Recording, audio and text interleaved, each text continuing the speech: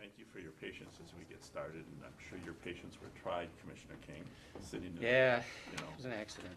and we had all kinds of things to say about you all. Good. Get it off on the table and out of the way. All of them But, good. So, I'm Kevin Kennedy, the Director and General Counsel of the Government Accountability Board. Most of you know everybody in the room, but the purpose of this is to provide the commissioners with an orientation of the elections.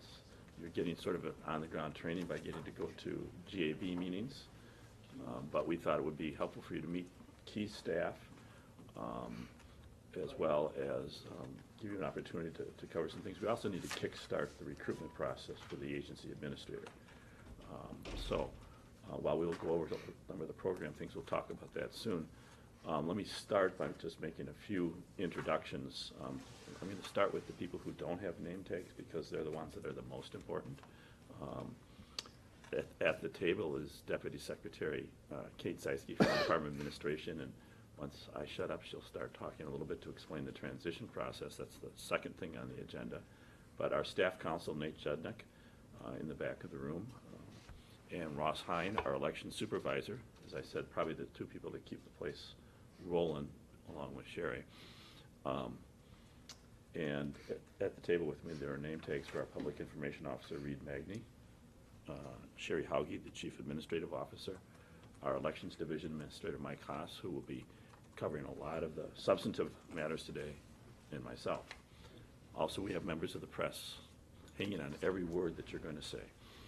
So, what I'd like to do is start out. Must be a slow day. What I'd like to do is start out by asking Deputy Secretary Zeisky to sort of bring the commissioners up to speed of where we're at with the transition. The Secretary of DOA is responsible for overseeing the transition and working with Joint Finance to get a transition plan approved. Glad it's on your shoulders. Well, it's been a great joint effort. Thanks for the opportunity to give you a little perspective of what we've been up to the last almost 5+ months. I'll begin by when the legislature passed the splitting of the GAB.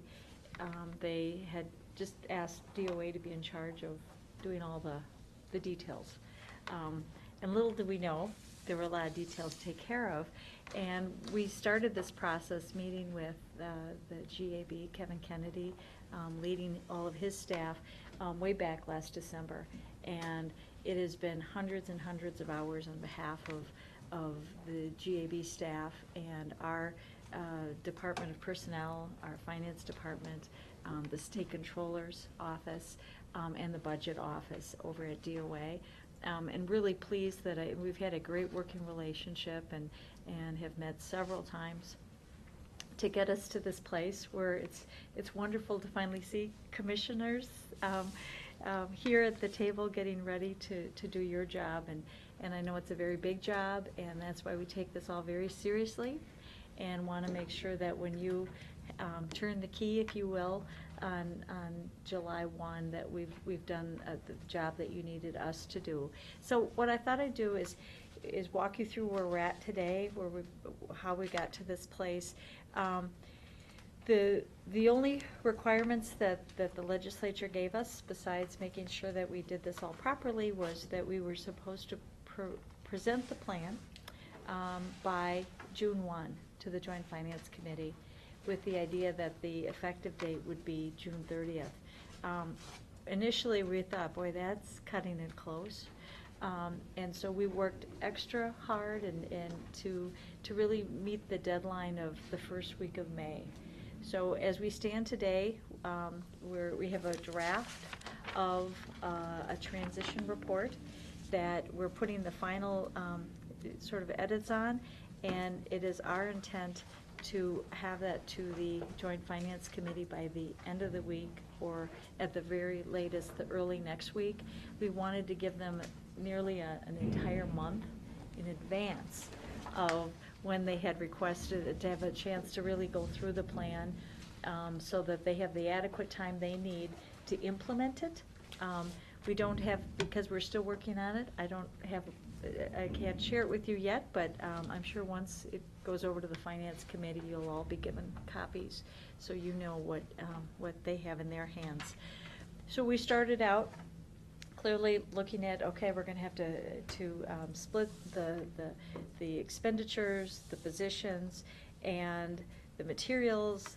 Of course, we started with the employees, and something that you all will need to note, the Elections Commission is obviously the bigger of the two commissions, and the positions that were selected and needed to go on the election side is 31.75 positions. That will be for the elections, and the ethics, much smaller, will be 8 full-time positions, just to give you the sense of the difference. On the election side, I think it's always important to note out that because it is the larger of the two, the way we split it, of course, in addition to the election specialists, which only exist here for the state of Wisconsin in this entity, we also put the IT support staff, the administrative, the accounting staff, attorney, the public information officer. We put them all on this side, and said it probably made more sense that the smaller ethics with only 8 full-time would do a memorandum of understanding to have those support services of IT, the public information, the accounting, the personnel, to have that relationship through an MOU with an existing employee here on the election side. And we thought that made a whole lot of sense. This organization for a number of years has existed in this building, working together, so we thought the same staff, they know how it works. So by just having that memorandum of understanding, that you would be able to make sure all the needs were met for all the employees, and it'd be the least restrictive. Kate, I'm not a lawyer, so maybe the lawyers can answer this Yeah. question. What's the difference between an MOU legally and, say, an MOA, Memorandum of Agreement? Understanding versus Yeah. agreement. Is there a difference? I mean, I'm somewhat familiar because I spent a little time in state government too, and many times agencies and the Department of Revenue and Department of Transportation have memorandums of understanding in terms of like sales tax collection and whatnot, and they basically say, you're gonna handle this, we're gonna handle this, where they have areas where they have overlap. And I guess I would say, the idea is that it's something that the agencies and then the public can rely upon, so that people know where they're gonna go if it involves a public service and all that. It's kind of like an agreement. I mean, I don't know, I don't think agencies sue each other, so it's probably not, in terms of binding. Hopefully. Well, it's still. It is like a contract. It is a contractual relationship, and it sets forth the terms. And I suppose there's a nuance between understanding and agreement. That understanding is, because agencies don't sue each other, Right. I think they use the term understanding more often, Right. because, hey, we're in this together, and Right. we're all part of the state, we just have our own, and state agencies can be very territorial. Right. I was gonna ask a follow-up comment. I once headed a very small agency once, smaller than the ethics board, and we were attached to DOA for administrative purposes. So it would, and it was at one time actually just about the same size, 7 employees, and so we were attached. And so for IT services, HR, there was no real public information function. But is that an option, or is that? I mean, that'd be an alternative to. Right. We looked at it from this perspective. We said, Sherry Hauge has done, a great job in that capacity of being sort of the catch-all HR finance person. We said, we're right in the middle of a presidential election year. We're in the middle of a brand-new campaign finance law, and we're splitting the Government Accountability Board, hiring new executive directors. I mean, there's a whole lot that's going to be going on this year. It seemed to make the most sense that we have the least amount of disruption Because as you can imagine, employees were wondering, where are we going, who do we report to, who's doing the work, how are we doing this? Sherry, being most familiar with how this all works, was very accommodating to say, we can't split her legally, and that would have been, we thought, more disruptive to say, okay, 20% of your time you're over here, walk over this room. So the MOU for this year seemed to be the perfect way to go. Now, to your point, you should also note, in the last budget, there is the legislature has required DOA to meet with all the agencies, including the Elections Board, and we are to submit a plan to the Joint Finance Committee by next March of 2017, another plan we're working on. And that plan would include that on the human resource side, that the state look at doing a shared services agreement with all the agencies. We're just in the early processes of beginning to lay out what that may look like, and we haven't begun to meet with the agencies. We'll start to do that soon. And under that scenario, we would expect, unless there's a great business case, that we'll have some type of a relationship with all the agencies. Right, we currently do, as you note, there's about 22 small agencies that are attached, and we do the HR, but that is a requirement by the legislature. So we'll be meeting with Elections Board later on, as we will with the rest of the agencies, to say, would that be a good fit? Can we make a good business case that we can help? And I think, you know, we're doing so well, working so closely right now. I can see how we'll be able to identify areas where we'll be helpful, and identify areas where the Elections Commission will still need to have a presence here of someone who's going to be taking care of employees. So we haven't gotten to that, but we will. So for this year, we wanted the least disruptive plan, and we think we came up with one that will serve both commissions really well and the employees to do their job, which we know will be a big year. One note that I do want to mention, speaking of the positions, of the 31.75 positions in the Elections Commission, 22 of those are currently funded through the HAVA, Help America Vote Act. And that was funding that came in 2003 from the federal government. I'm sure Director Kennedy can talk to you further about that, but those funds were not meant to be permanent, and those will be, that discussion of those positions will be ripe for discussion for the next 2017-2019 biennial budget, to seek potential alternative funding options for those positions. We also took a look at, and were responsible for making sure that all the tangible personal property, assets, liabilities, contracts, that those were adequately divided.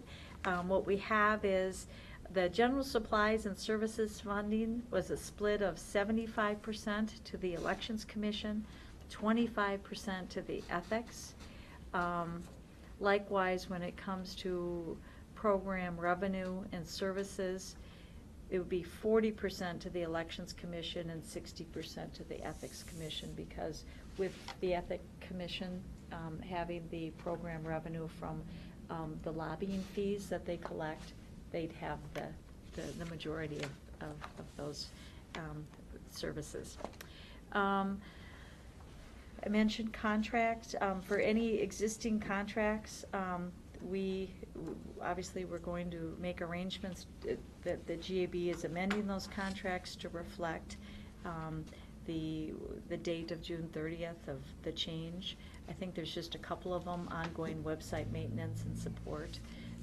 And what we submit to the Finance Committee will outline exactly in an appendix what those contracts would be. Finally, one of the bigger areas, the rules, the orders, the formal opinions. Very important that the administrative rules, some of those were black and white, but how important that working closely with the Legislative Reference Bureau, the GAB was able to ensure that the proper ones were transferred to the right new commissions, along with the orders, the formal opinions, and any pending matters. So finally, the transition of the appointed commission members. You'll be happy to note that we work closely with Sherry to make sure that you all are in our system to be paid. We have a new, at the state level, a new computer system, and so that sort of was in the mix as all this was taking place. And so we have, in addition to the staff, all the commissioners as they're appointed, ready to go and in our system. Finally, as you may know, the legislature even gave us the provisions on your terms, which we outline in this document, with the Elections Commission, that 3 of them will serve a term that expires May 1, 2019, and likewise a different makeup of the 3 of the ethics will also have a commission that will serve until May 1 of 2019. Finally, just a couple miscellaneous. The website, right? We had 1 website. Now we're going to need 2 websites. And clearly, with everything going on with elections and ethics, that's a really important item. They have a great staff here, and the Department of Administration has, that's where the state IT is housed. So we've worked closely with them, making sure that the drives have been separated, the files are where they need to go, along with any help that they may need on that particular aspect. And the last thing we'll just note for the Finance Committee, that as they take up any additional items for within this period, before the 2 commissions go live, such as photo ID funding, that we will just make sure that they understand where the money needs to be appropriated so that it gets to the right place by the time July 1 comes. So with that, I'm happy to answer any questions. Lease space, I take it lease. Thank you. I forgot about the lease space. I appreciate that. This particular spot is private sector, and the state has a lease with the GAB that would go until September 1 of 2018. December 31st. Thank you. December 31st of 2018. Again, we were really happy that this gets us through the presidential year, and so we thought it would make sense, again, just keep both entities here, and that helps especially with the division of the personal assets, or tangible assets rather, for sharing the conference room and those conference types of materials. After, for the next lease, probably we'll start working with both the new executive directors on the election side and the ethics side, probably about 18 months out. And so, early next year, I would imagine mid-year, we'll start talking about potential movement if we need to look at new space. Otherwise, we have the ability in the contract currently with Mullins to have a renewal of a 5-year lease, if that's the direction we're going to go. Yes. Thank you very much, by the way. It was a good overview. And thank you for the 31.75 positions for our commission. I have a question of concern. The 22 that are currently funded by HAVA, if I understand it, and I'm just getting into it, these are all federal dollars. Mm-hmm. And having been to one broader meeting, there's a lot of concern from municipal clerks and county clerks on having the resources to do all the reporting. I'm just starting to get a handle on it. does DOA have suggestions, ideas, or thoughts? I realize it's in the future in terms of earmarking the funds to cover these 22 jobs. I mean, that's 2/3 of our spots. And I mean, that's like a major, major issue that I'm just listening to you. It's like a train coming down. As a new commissioner, I don't want a train wreck on that issue. I mean, as a voter and a regular voter and knowing all the people that work in the polls and, you know, the clerks I've seen, they work very, very hard. How are we going to make sure this money is there early? And so, obviously, you've been thinking about it since December. I'm curious what your suggestions are.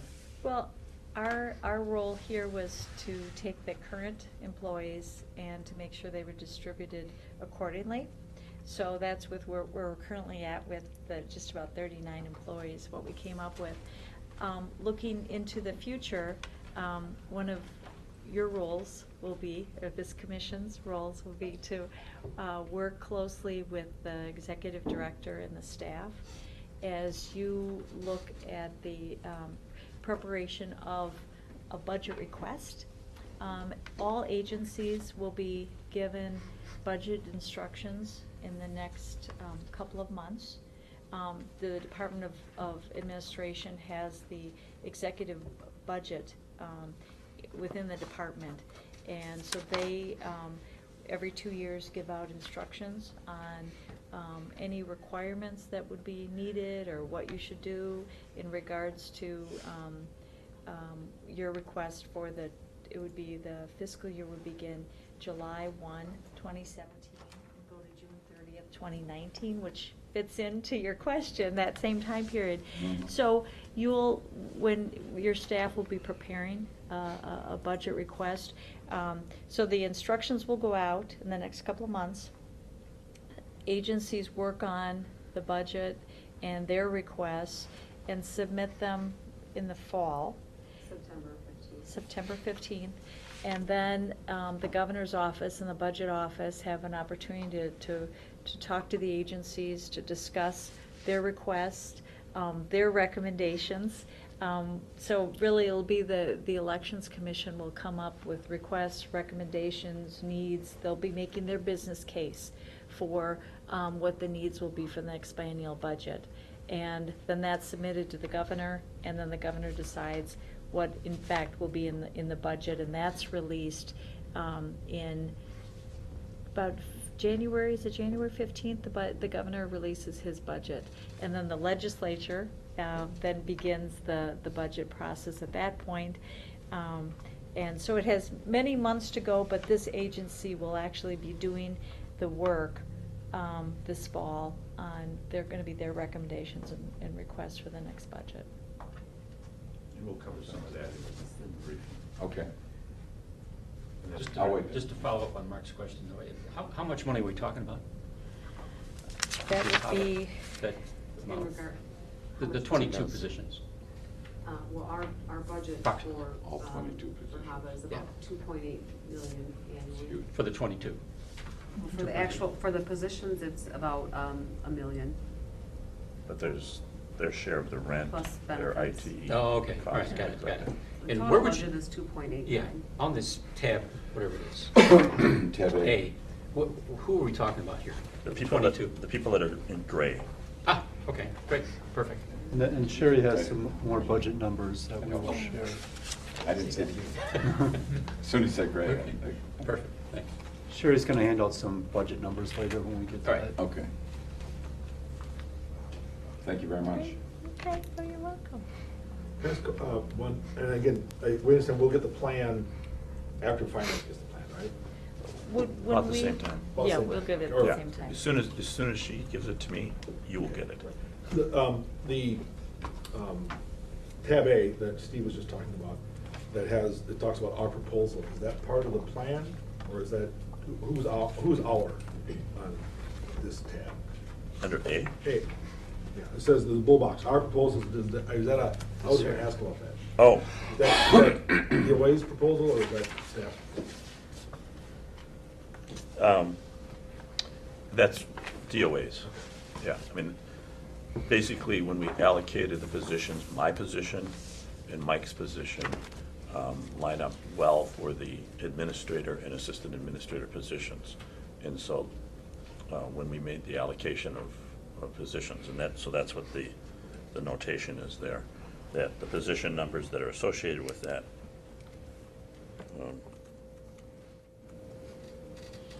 are set up that way. Okay, I just wasn't sure what a position number was. Every one of us has a number in the system. Little numbers in the box. I see them. We have Okay, a so that's right. like your employee ID number or something? Yeah, it tracks us. It's like a, like a little stamp or something, stick on the skin. and say, That means, Don, that means that at your firm, you assign by names as opposed to. No, I numbers. understand. That's an important question because, I mean, I find it's still shocking that if we want to move a position, let's say after this takes effect, from the elections to the ethics, because it's that position number, one has to get approval by the legislature to move one position number to another agency. They're like golden, they're like the golden ticket. That's why I said thank you. So when we start addressing ourselves by numbers, we will have arrived. Yeah. Okay, thanks. Mhm.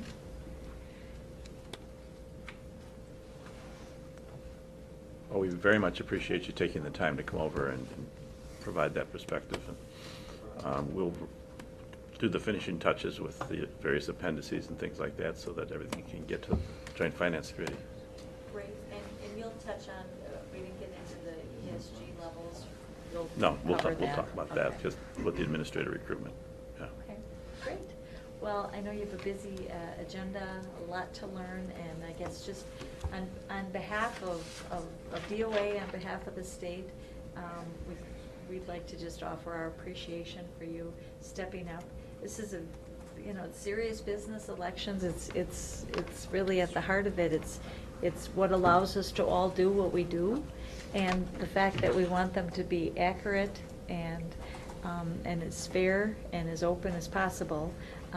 You have a big job to do, and we're really thrilled that you're here. So, on our behalf, thank you. Thank you. Good luck, and if anybody has any questions, feel free to call, but do expect to get a copy of the report, if not, as I mentioned, at the end of this week, by Monday. Great. Okay, thank you. Just a brief overview of what's in the binder for you. You've already been looking at it. Obviously, the agenda and table of contents are right there as soon as you open the page. The proposed staff division is under tab A, and as I indicated, the positions that are funded with federal money are grayed out with that, so that you have a feel for where they fit in. How long have these positions been funded by Fed money? Since 2004, basically. So it's gone through how many appropriation cycles, federally speaking? Well, the federal money it's one time. Oh, it's one time? One-time, no-year money, so it never expires. Oh. So, Okay. and That answers it the came in a question. couple of different appropriations, but, All right. Got it. and we've been stewarding it for quite a while, because Wisconsin's different, as you'll hear, than other states. A lot of states, the counties do a lot of the heavy lifting, but in Wisconsin, it's the municipalities. And a lot of states would enter into agreements with their locals to distribute some of the money. We're like, the best way to do this is to provide central resources and have you draw down, because we had to build a voter registration system, we had to buy voting equipment, and the monitoring of 1,854 clerks Yeah. plus the 72, we would have used up a lot of. So at the current spending rate, what's our endowment? How long is our endowment good for? We expect it to go into maybe the second quarter of the next budget year. Every year I've been trying to tell the legislature, this is, yeah, so the end of 2017. Got it. So the end of calendar 2017. Right. When money runs out. So But that's, we really need about 3/4 of a biennial. I mean, you've got maybe about 6 months of the next 2-year budget covered. If we're gonna have an election in 2018. Yeah. Yes. Yeah. Well, and the other thing is, and this, I know there's transition and things that, but I'm guessing that if, I noticed there's like 5 vacancies among the federal positions. Mhm. If they're not filled at some point, it's gonna be hard for the legislature, Yeah. finance committee, knowing the history of that committee, they may say, hey, maybe you don't need. Exactly. No, we have 22, we actually, we peaked at 26, and as for the last cycle, we were down, we actually reduced it to 22 on that. The vacancies, part of that is quite frankly, has to deal with the uncertainty of the agency structure. Oh, I'm asking. And the fact that these people know their jobs expired June 30th of 2017. So, because all of these people's appointments end on June 30th of 2017. In addition to, Can I just correct you? Yeah. They're actually permanent positions, but they're contingent upon the funding. Right. okay, And so that's why they have the expiration of June 30th, 2017, at the end of the biennium.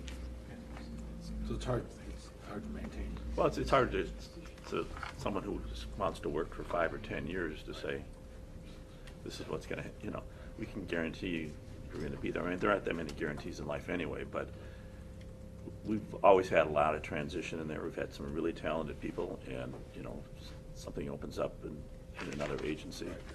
We often joke that the Department of Transportation is a subsidiary of the GAB because I think 4 people have moved on to the Department of Transportation that were in these positions.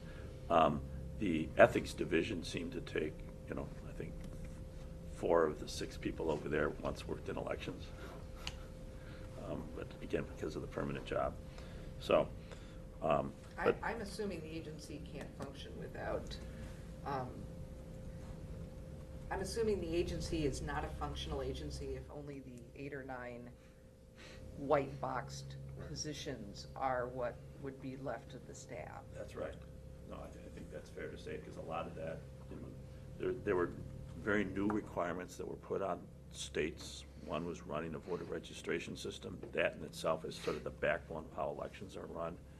And so you need to make sure that you have people who can train the constant turnover of clerks in that area, that can support them to make sure that the data is being current on that, and the IT infrastructure for that as well, because it's always changing. I mean, we average, 10, in a slow year, 10 election law changes that have to get implemented, 10 bills.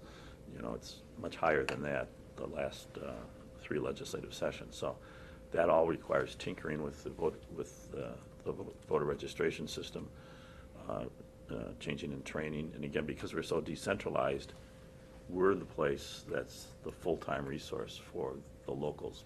62% of those locals are part-time, and it might not be their day job.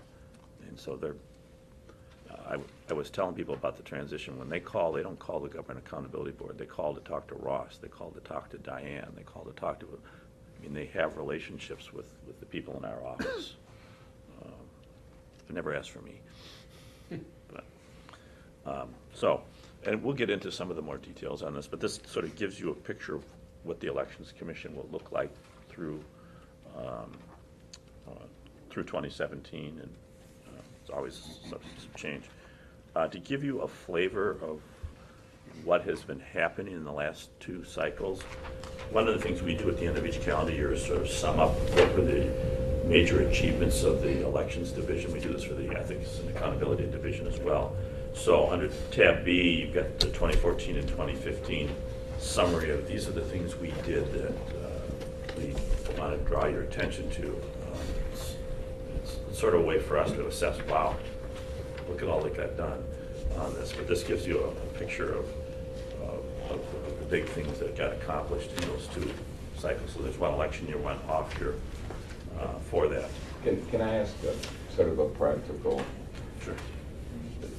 The major achievements, I realize it's the whole board and the whole staff, but are there certain achievements that sort of fall under, if there's a relationship to the prior chart? In other words, because I'm just looking at the chart. I see Ross, and I see nothing but gray spots underneath Ross. And I'm assuming we can't run a fair election in Wisconsin without having you staff. Ross is gonna be a busy guy. No, Ross is gonna go. Department of Transportation's gonna get into a. We, at one level, this is really of a practical concern. If we don't have staff, we're not gonna have It's a a very- clean election in 18, and everybody's gonna be looking at us. Right. Don and Steve and Mark, what did you do? And I'm trying to figure out, of these accomplishments, if I'm looking at, I think as we talk through your orientation, you'll get a flavor. because I haven't seen those yet, but I'm trying to figure out where's Ross and all these people, and how do they relate to Yeah. good elections in Wisconsin?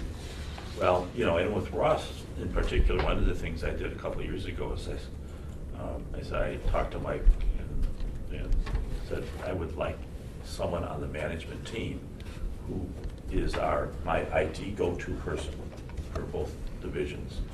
And I talked to Ross and said, you're our youngest manager, and you've got a big future ahead of you, but it's not gonna go anywhere if you're not an expert in IT.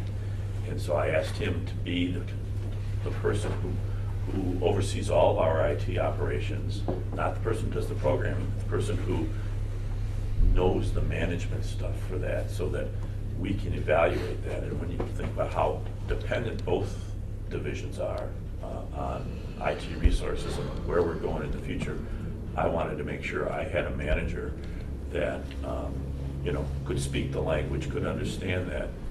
I dealt with enough contractors to know I don't think I'm getting what I want out of this stuff, and I needed to have that knowledge base. And that's one of the major contributions, coupled with the fact that he grew up in elections here, and so he's got the program side of it as well as that. And that's what's so critical to that, because everything that deals with our voter registration system, WisVote, and anything that's IT related, he's the person that's overseeing that, and he's the person that Mike and I and Sherry look to say, okay, how's this gonna work out on this? And you need that, I've been in this business long enough to know that if someone's on a contract, their obligation isn't to me, it's to their contract. And so I need to have somebody internally that we can count on, and that's how important that is. But as you said, so much is driven by IT, and that's why there's a lot of gray under Ross for that. And our IT people are pretty specialized. We have some outside contractors, so he's responsible for managing that relationship with those contractors. But internally, he's responsible for our internal people who are going to work with those contractors and be the exchange and discussions with how we develop different programs. And you'll hear about some of this as we go through. So, again, just continuing through, I sent you for your reading pleasure the Elections Division Transition Plan. I'd asked both division administrators to put together a plan that tells you, here's what needs to get done in 2016, so that since the legislature, in its wisdom, decided to make the change in the middle of the presidential election year, you need to see that things are happening all around you right now on this, and I think this gives you a good feel for what has to get done in the next year. You skipped over D. I skipped over C. Oh, Yeah. oh, C, yeah. I was talking about D, but I did skip over C, and I apologize for that. C is just an example of the Elections Division weekly staff meeting agenda. Every Monday morning, Mike in this room has his team in here to kick off, and this is the kind of information that we walk through for an hour and a half every Monday morning. And Sherry and I and Reed participate in that, as well as Nate. The Elections Division does something similar on Tuesday mornings, but it gives you a feel for how we kick off the week on this, and we thought it'd get you a picture of just sort of internally how we're managing things in the office and the kind of issues that get talked about as a big group. I won't spend much time on E, because we're going to get to that in a few minutes, which is the recruitment for the administrator, and that's going to be the next big thing on the agenda. The final tab, starting with F, this is a list of statutory duties.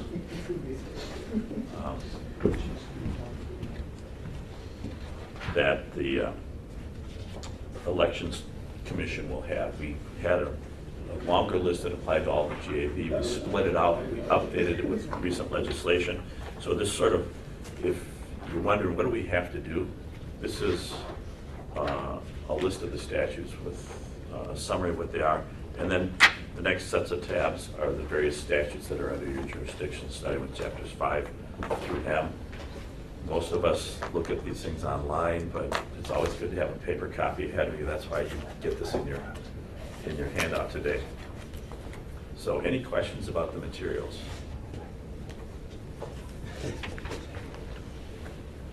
We'll be delving into the materials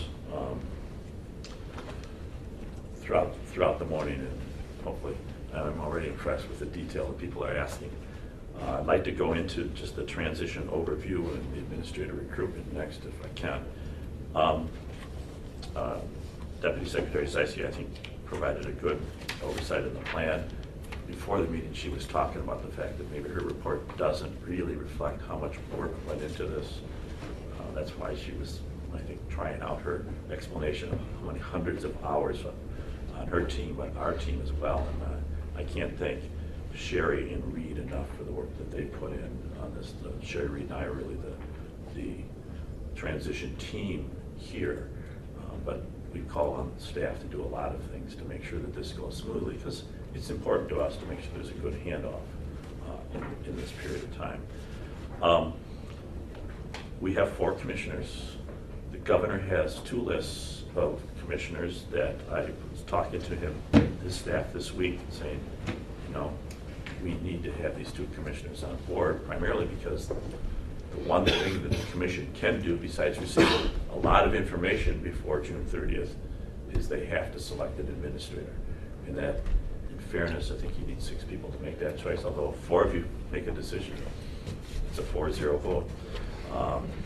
We can do it, Don. Just so you know, the Democratic list of commissioners that the governor is currently vetting, and I'm told Steve Pickett, the former Lafayette County Clerk and also a former employee of the Government Accountability Board and worked at the DOA, Carol Schumacher, who worked in the Clark City Clerk's office, and Julie Clancy, the former Sheboygan County Clerk, are the 3 people on the Democratic list. The Republican list, one of the persons I was told has withdrawn. I'm not sure why. That was Darlene Marcel, the Brown County Clerk.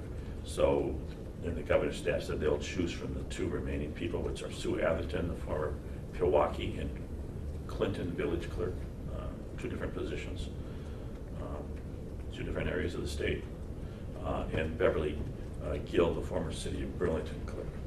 So what I would encourage you to do is to reach out to the governor's office and say, how soon are you going to get this done? This is important to us.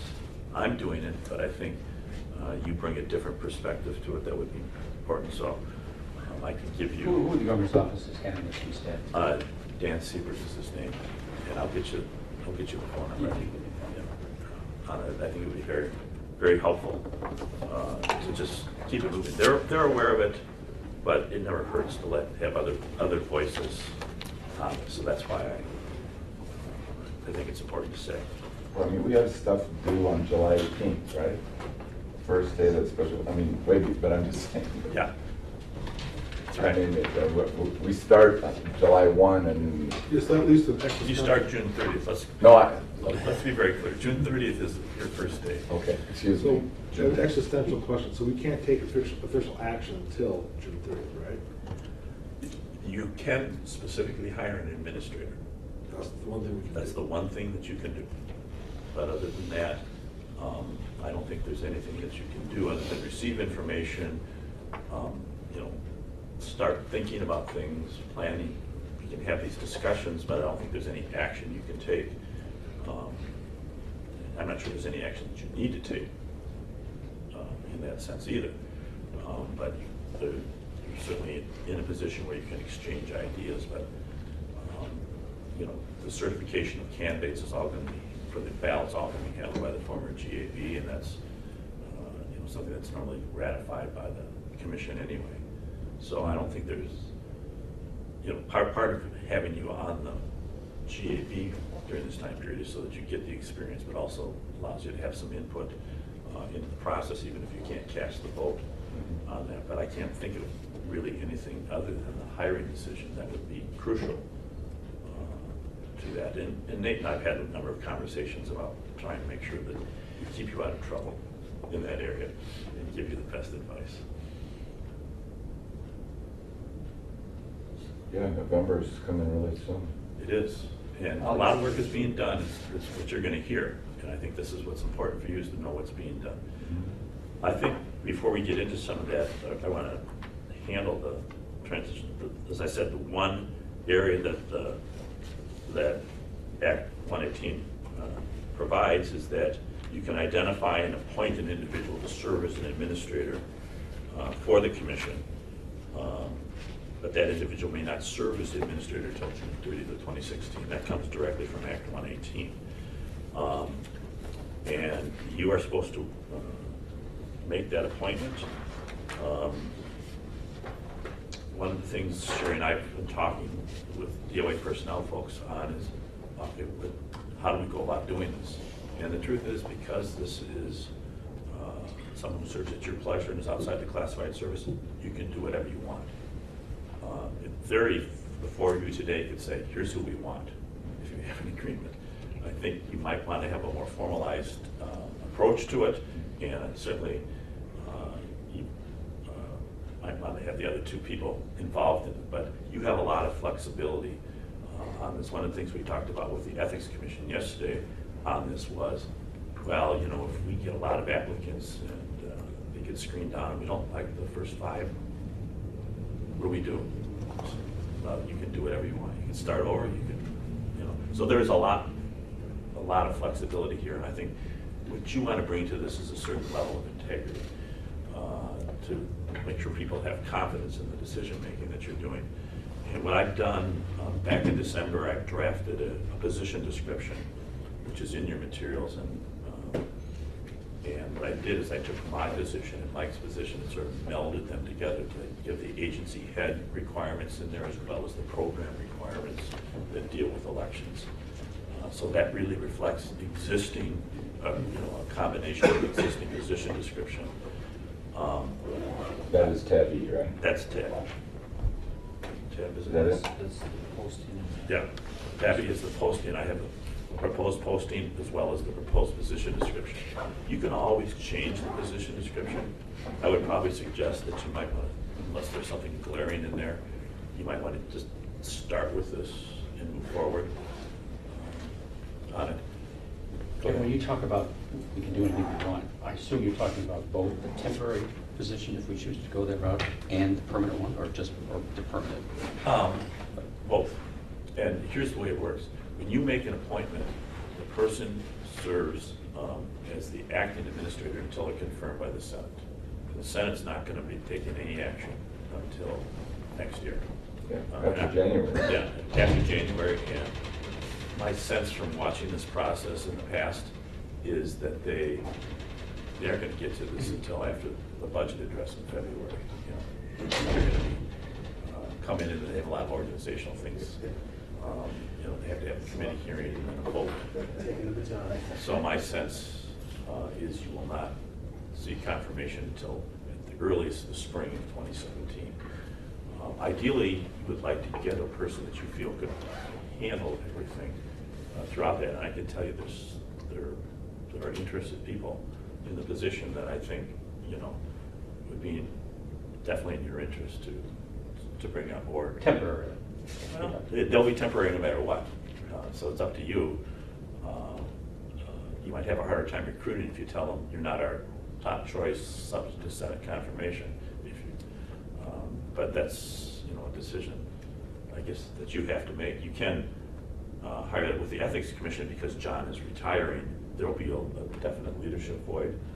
And we've talked about the fact that, and they have a very tight time frame. What they've done is they approved a recruitment that's, a job announcement that's very similar to what you have. We just found out yesterday what the final salary ranges are.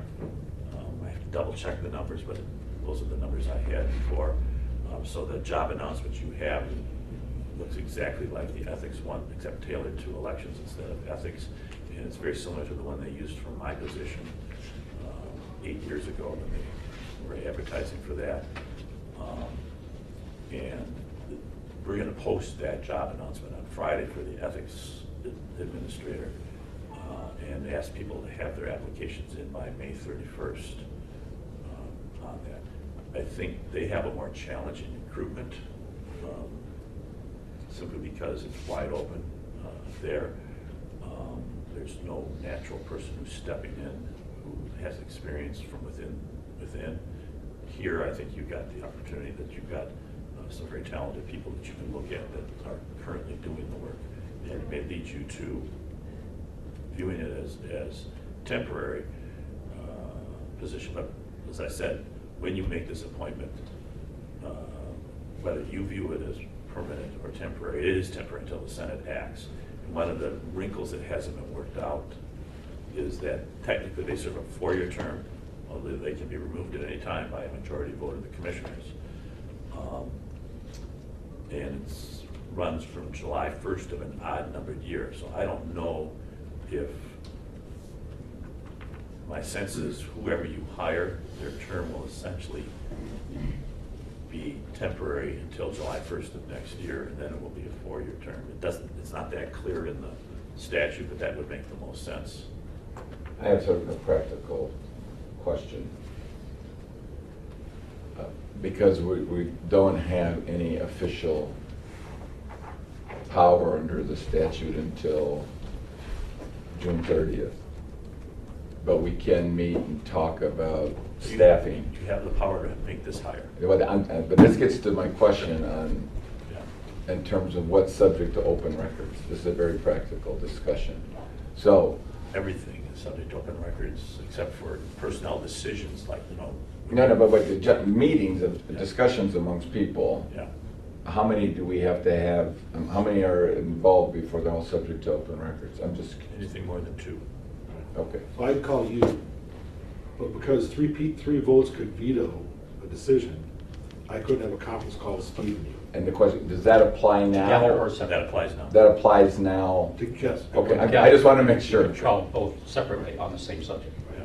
If we wanted to have an administrator in place by June 30th, are you recommending that we engage in a similar timeline to the ethics and try to get those resumes in by May 31st?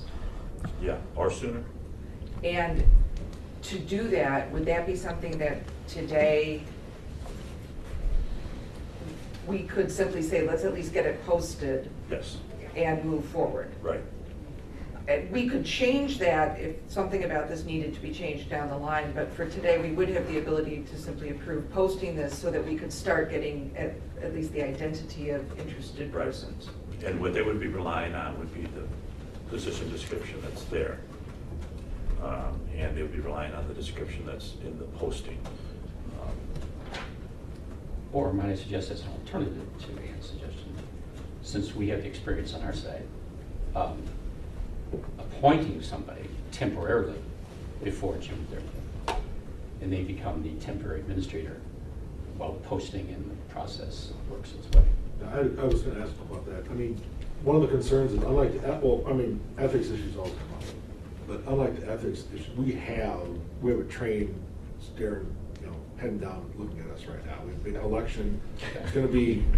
It's gonna be huge. It's just gonna be, it's gonna be, it's gonna be interesting. Anyway, so one thought had been, and I guess I was curious about that July 1st date, how certain is it that, let's say that we appointed someone July 1st or June 30th, okay? And how certain is it that we reboot and we have to reappoint someone July 1st, 2017? Is that, you said the statute's clear. Well, I think if you appoint someone to serve, and you tell that person, you know, we're gonna, whoever you appoint, for them to become permanent, it has to be subject to Senate confirmation.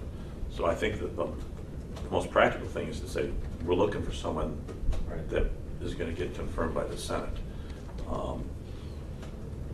When you do that, I think if you, when you're thinking about recruitment, if you say, well, we're going to have 2 recruitments. We're gonna make an initial appointment because we want to keep things moving. But then we're going to do a more deliberate appointment that will pass the Senate confirmation. And you might have a harder time with that initial appointment. The person might not want to take it if they think. And one thought, I mean, I'm just looking at the little box. In the Sure. I mean, so one thought would be, I'm just saying this for the sake of argument. One thought would be to, since Mike's name is listed here, appoint him saying, make sure, understand, we're gonna go through a recruitment process. Maybe the time frame is, we plan to make a hire by the end of the calendar year. Could be you if you apply, could be anyone else. And if I mean, you would. I think you can do that. The question is whether that would be something that the person wanted to do. I think it would be a good idea, you know, I think you want as much continuity as you can get. Well, I mean, I guess I'm struggling with really, probably 2 different competing interests. Continuity, experience. But the other thing you said at the beginning, this is a very important process. We want to make sure that the public, the legislature, have confidence in the way in which we went about it. Right. And on the one hand, you know, I guess you can look at it a couple different ways. If we post it, have you post this description now, and we make a decision by June 30th, that's still a very short period of time. And you know, there are people out there who might want to apply, but perhaps they're just not prepared to make that change. And then on the other hand, appointing someone who's already an employee here, that also has, you know, certain connotations. But it also gives us more experience. I don't know, I'm just trying to, Sure. I don't have a preference. I'm just trying to figure it out. I guess I want to make sure if we did something like appointed someone who's already employed or we know is available for the rest of the calendar year, and then had a process, would that, do you think that would cause us to be able to have lack of confidence in the way what we've done? I don't think it would be a lack of comment. I mean, I think you articulated, but it's a very legitimate concern that we want to make sure that things have continuity, and as I think that's an important issue. I mean, I have my own views about what you should do. Let me just sort of throw out a suggestion here. I think there's 4 of us here, and we're missing 2. And as one of the 4 here, I'm assuming that we're interested in what the 2 think on this issue. Sure. And so, to the extent, Steve, if you can get hold of Dan, and I mean, I'm going to tell you, your voice there is going to mean a lot more than mine. So, Really? I'm assuming, maybe incorrectly, but it seems to me that would be very, very important. The other thing that I personally would like to do is, I would like to talk to each of you individually to get your thoughts on this process, Well, to see where we're but going. again, you know, for you to talk about one subject, it's going to have to be a meeting. One person? But you can't go, you can't. I know, What's called a walking quorum. Oh, no. That's The question though is, okay, Can I ask a follow-up on this? Sure. it's not a walking quorum on concept, but. You explained that the administrator is an employment at will and not a civil service position. Are the other positions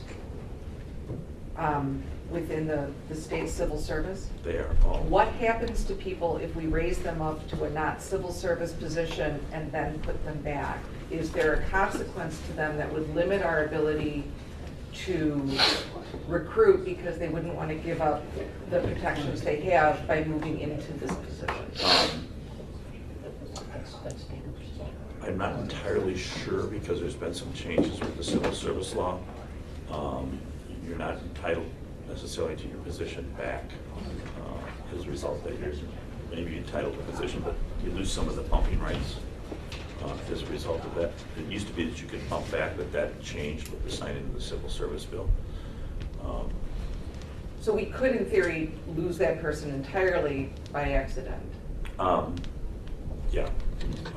And I will tell, although I would think anybody other than Mike or I would likely would have a place to fall.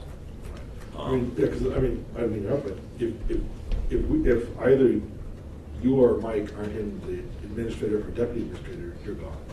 Because there's no transition time for you guys. Your name doesn't appear anywhere, correct? Well, Mike transfers over. I'm the only one who doesn't transfer over under the terms of Where would he transfer to? Well, he would transfer over in his current position, but it would be. Which is what? Which would become the administrator. Right, okay. So, I mean, but I mean, if we hired someone else, If we hired someone else, he has, I believe he still has rights to go to the attorney position. If you hired someone else, he would do it before the transfer. but we have an And then attorney. they would be looking for something else to do. Oh, I see.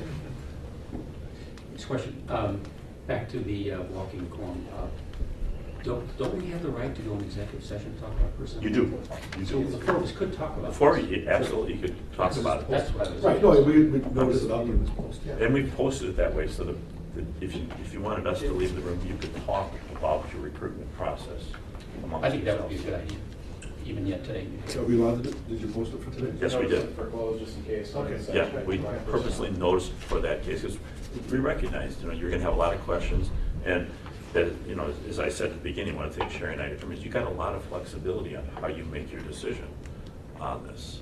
And, your competing interests are, okay, we want the public to have confidence that you made a decision that was deliberative and was in the best interest, not only of the agency, but of the state. But the idea is because they're an at-will employee, even though they are subject to Senate confirmation, and you get to do that. I mean, I've been living that way for the last 30-some years. On one hand, you have a sword over your head, you audition for your job every day, and that's the way it is. I might suggest if you want to go into closed session, you do it at the end of the meeting, Sure. so Wisconsin and I can take their equipment and go. That's fine. So I also had a question about the description, and I didn't really get a chance to read it, but, and again, I'm just thinking, who would be likely people who would apply for it? I mean, one possibility, a logical place to look for people would be people who are elected county clerks and people who are city clerks, Now, right? there are some restrictions, though. What's There are that? some restrictions to this position. You cannot have held an elected partisan state or local office. So county clerks are not. But like, well, Or state my representative. favorite clerk is Diane Herman Brown. Diane Herman I Brown live in could, Sun Prairie, so Diane Herman Brown could apply. she could apply, and as long as she's got the other, and I mean. As long as she's never been, she hasn't made any campaign contributions to a partisan office in the last year. So those sorts of requirements, and Yeah. I see, I haven't even seen it, but as long as she has a degree in public administration law related field, 2 years. Well, and again, I start out, and that's probably a good point, if you want to look at the very first item under tab E, I think it's E. I made some, and again, this also reflects what we discussed yesterday, but it's based on, originally this required a lawyer, because to have my job, you had to be a lawyer. You don't have to be a lawyer by statute for this position. But I think there's an advantage to having an advanced degree and a certain level of experience. So, the sense was that a postgraduate degree in public administration or a related field, including law, was a good screening mechanism, and having at least 2 years of management staff experience. Again, just to keep people out who might not be interested. And a knowledge of election law. And then the second one is just basic things that you would expect out of a agency head management type. And then the state-specific restrictions of not having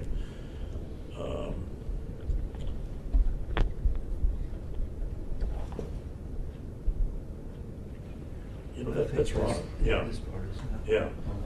Is that, Yeah, I don't know how I got that. So, I mean, the last paragraph is intended to be the statutory. Yeah, the administrator may never have served in a partisan, have been a candidate, was removed, I don't know why, that's my mistake, I'll have to get rid of that. You could what now? Be. Or have been a candidate. Or have been a candidate. Yeah, that used to be a restriction for, well, it's still a restriction for my position, but we Your won't be- current position. In my current position, but it's not a restriction for Mike's or John's position. And that's why that's in there. But we won't be recruiting for my position, I don't think. Well, my other thought is if we're gonna post this anytime, I'd wanna take a look at some of this, because I guess my thought is that if we're gonna go outside at some point, there are probably lots of people who have spent years administering elections and be very qualified, they may not have a graduate degree. I'm not sure that would happen. And again, I'd like. Sure. I think that's worth considering, but there's a profound and distinct difference, I think, between administering a local election and comprehensively understanding the statutory and regulatory nature of this organization. And while there is overlap, in my experience, you know, the best clerks work really well within the confines of the running of the election, but the sort of stuff that we're dealing with in the statutory construction and the analysis and all of that we engage in as an organization, as the GAB and now coming into the Elections Commission, has very little overlap, I think, with what clerks do in terms of effective election administration. They are not turning to the statutes. They're turning to the website to see what the directives are. So I think we have to be careful to sort of keep in mind as Kevin said several times today, this is the entity to which the 1,800 people turn and provides this umbrella of interpretation, construction, forms, and recommendations. So I appreciate, I think you're right that there may be people who have administered a lot of elections, but I don't see that as being necessary or sufficient simply because of the complexity that this organization has in terms of administering the, heaven knows how many votes we're going to have this November. 3.25 million. 3.25 million. That's a good Well, number. It's a start. No, I hear you, but the problem is that if we get too narrow, we've got two candidates then.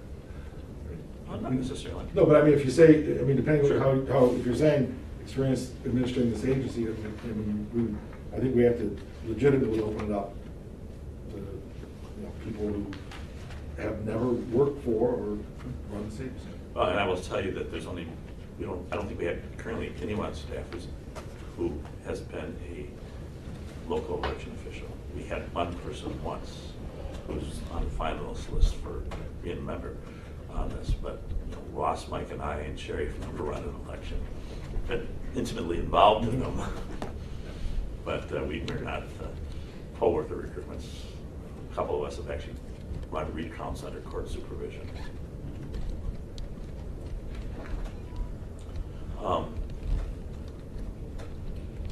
At this point, do you want to just wait till you get into closed session to have some discussion? Can we make sure to leave some time at the end of Yes. this morning to do that? Sure. So that we don't jam up our Okay. afternoons? I think all of us were planning on it trying to be done at noon as Yes, well, and so. that's the goal Okay. there.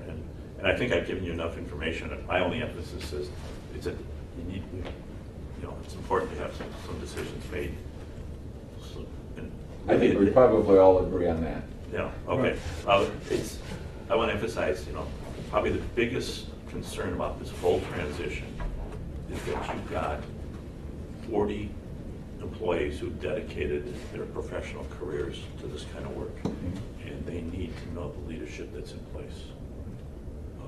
And I think that, particularly in this period of time. I don't want to move on, but if we decide that we don't want to wait till, we don't have another meeting scheduled until the next GAB meeting, right? We don't, but you guys. We can schedule meetings. Well, I understand, so I mean, my thought would be to help Steve and myself motivate the governor, we could say something like, we're gonna make a decision on something in 2 weeks, whatever, we set the next meeting. If you want those people involved, you should appoint them. I mean, that would be That would be one way. One way of. But keep in mind, if they're not involved, Then all it's- four of you then better it's- be. Right. I hear you. Yeah. I mean, I just want to make sure. Sure. Okay, Right, we'll have a lot to talk about. all right. Well, then let's move on. I want to make sure you get to the substantive stuff, so let me finish a couple of other items on the agenda. Reed, if you would just provide an overview on what we're looking at for the commission website and how it relates to the existing website, and the fact that despite what Deputy Secretary, as I see said, each one will need their own website, we actually have multiple websites that draw on to make sure we reach a wide range of people for different reasons. And Reed can touch on that very briefly. Sure. So as Kevin said, we have a number of different websites beyond just the main GAB website currently. And Ross is going to talk especially about the program websites for elections like My Vote and things like that. But so what I'm in the process of doing now is creating separate websites for the Elections Commission and the Ethics Commission. And initially, it will have very basic information about who the commissioners are, who the staff is, and then the program areas will really just link back to the GAB website initially. So if people want to know about registering to vote, and they have gone to the Elections Commission website, it'll take them back to the GAB website until, sometime after July 1st, I will work with the Elections Commission staff, and we will, develop new pages or decide what to bring over and that sort of thing. The GAB website will continue to exist for some period of time as a historical artifact, so people can look back and see. There's information about board meetings and minutes and communications we've made to the clerks and other historical things like that. So that will remain. So that's basically what I've been working on. Okay. Office location. I think we're going to one of the decisions that was made early in the transition process is that both agencies. Skip over the LAD recommendation. No. Oh, wait a minute, I'm sorry, I'm looking at the.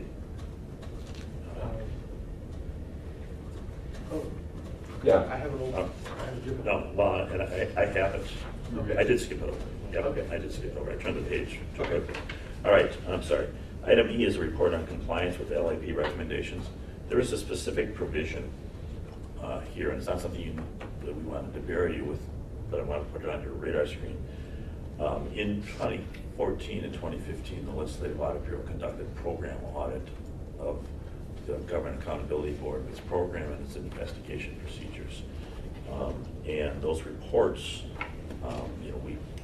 the GAB responded to those reports, has taken a number of steps to implement them. But as part of Act 118, you are specifically required on your own to review compliance with those recommendations and provide a report to the legislature by the end of this calendar year.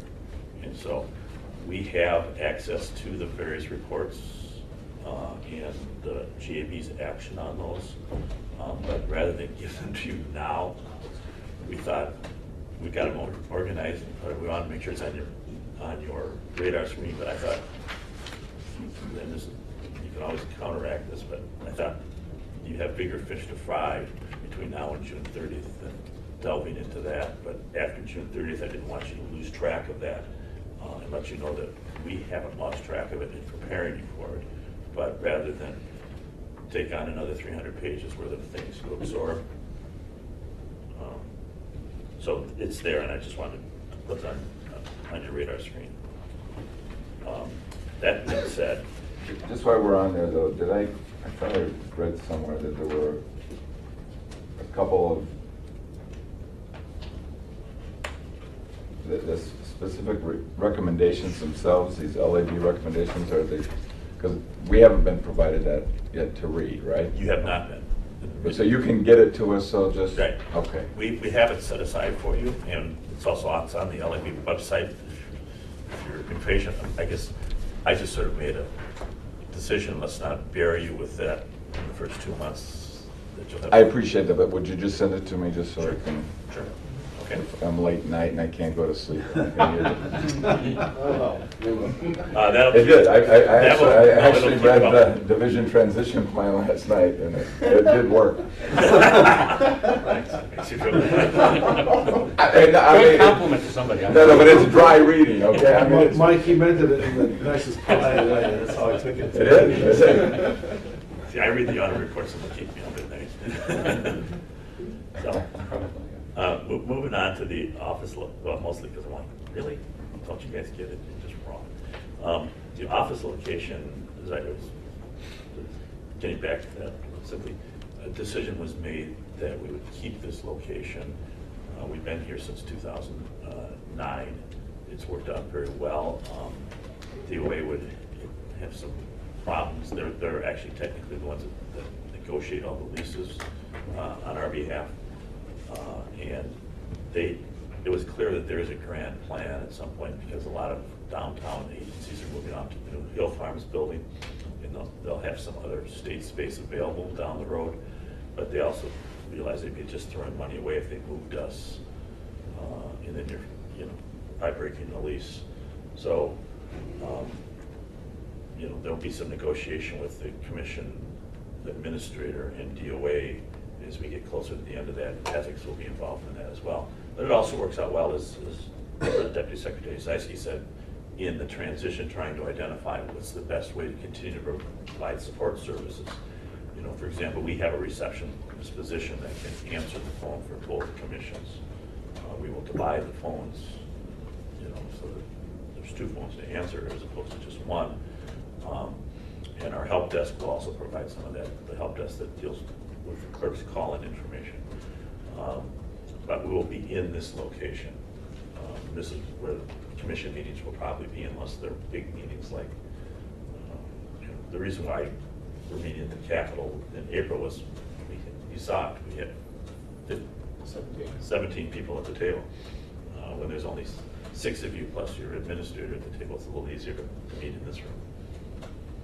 So, any questions about the office location? And one thing I would encourage you to do on your own today, anytime between now and June 30th, give Mike or I a call and say, I'd like to come in, I'd just like to meet staff individually, I'd like to see what's going on, I'd like a little tour of the office, get a feel, feel free to, sit down, say, I want to talk to Ross for 20 minutes, pick his brain, what does he do? I want to talk to Steve Rossman, who's in the room, who's going to talk to you about emails in a minute.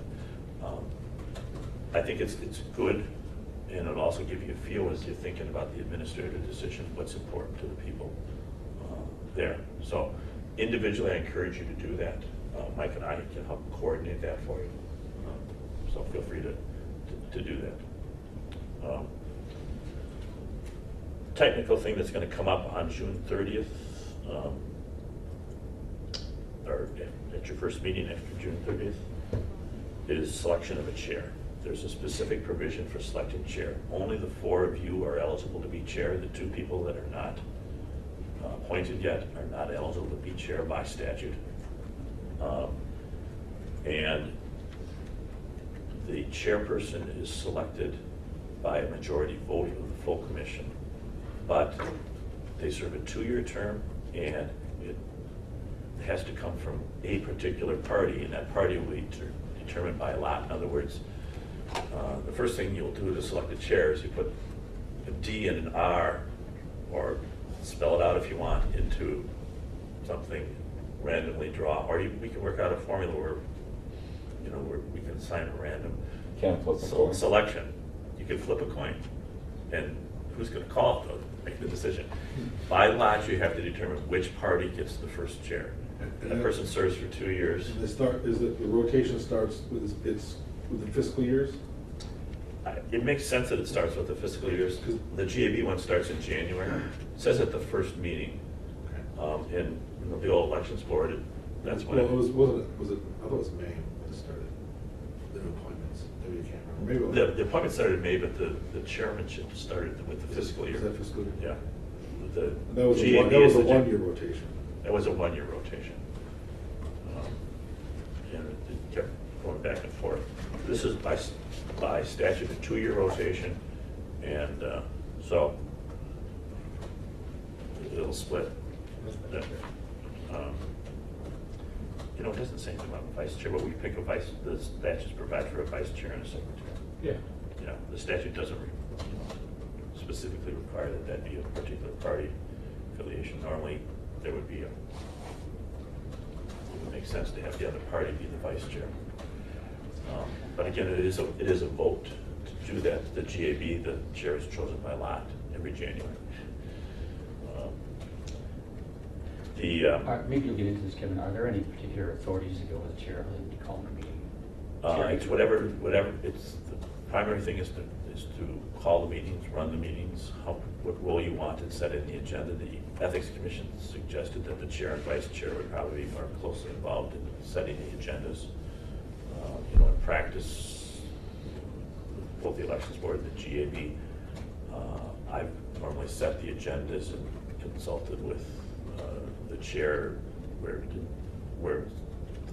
you know, should we add this? But I usually didn't even get approval on that.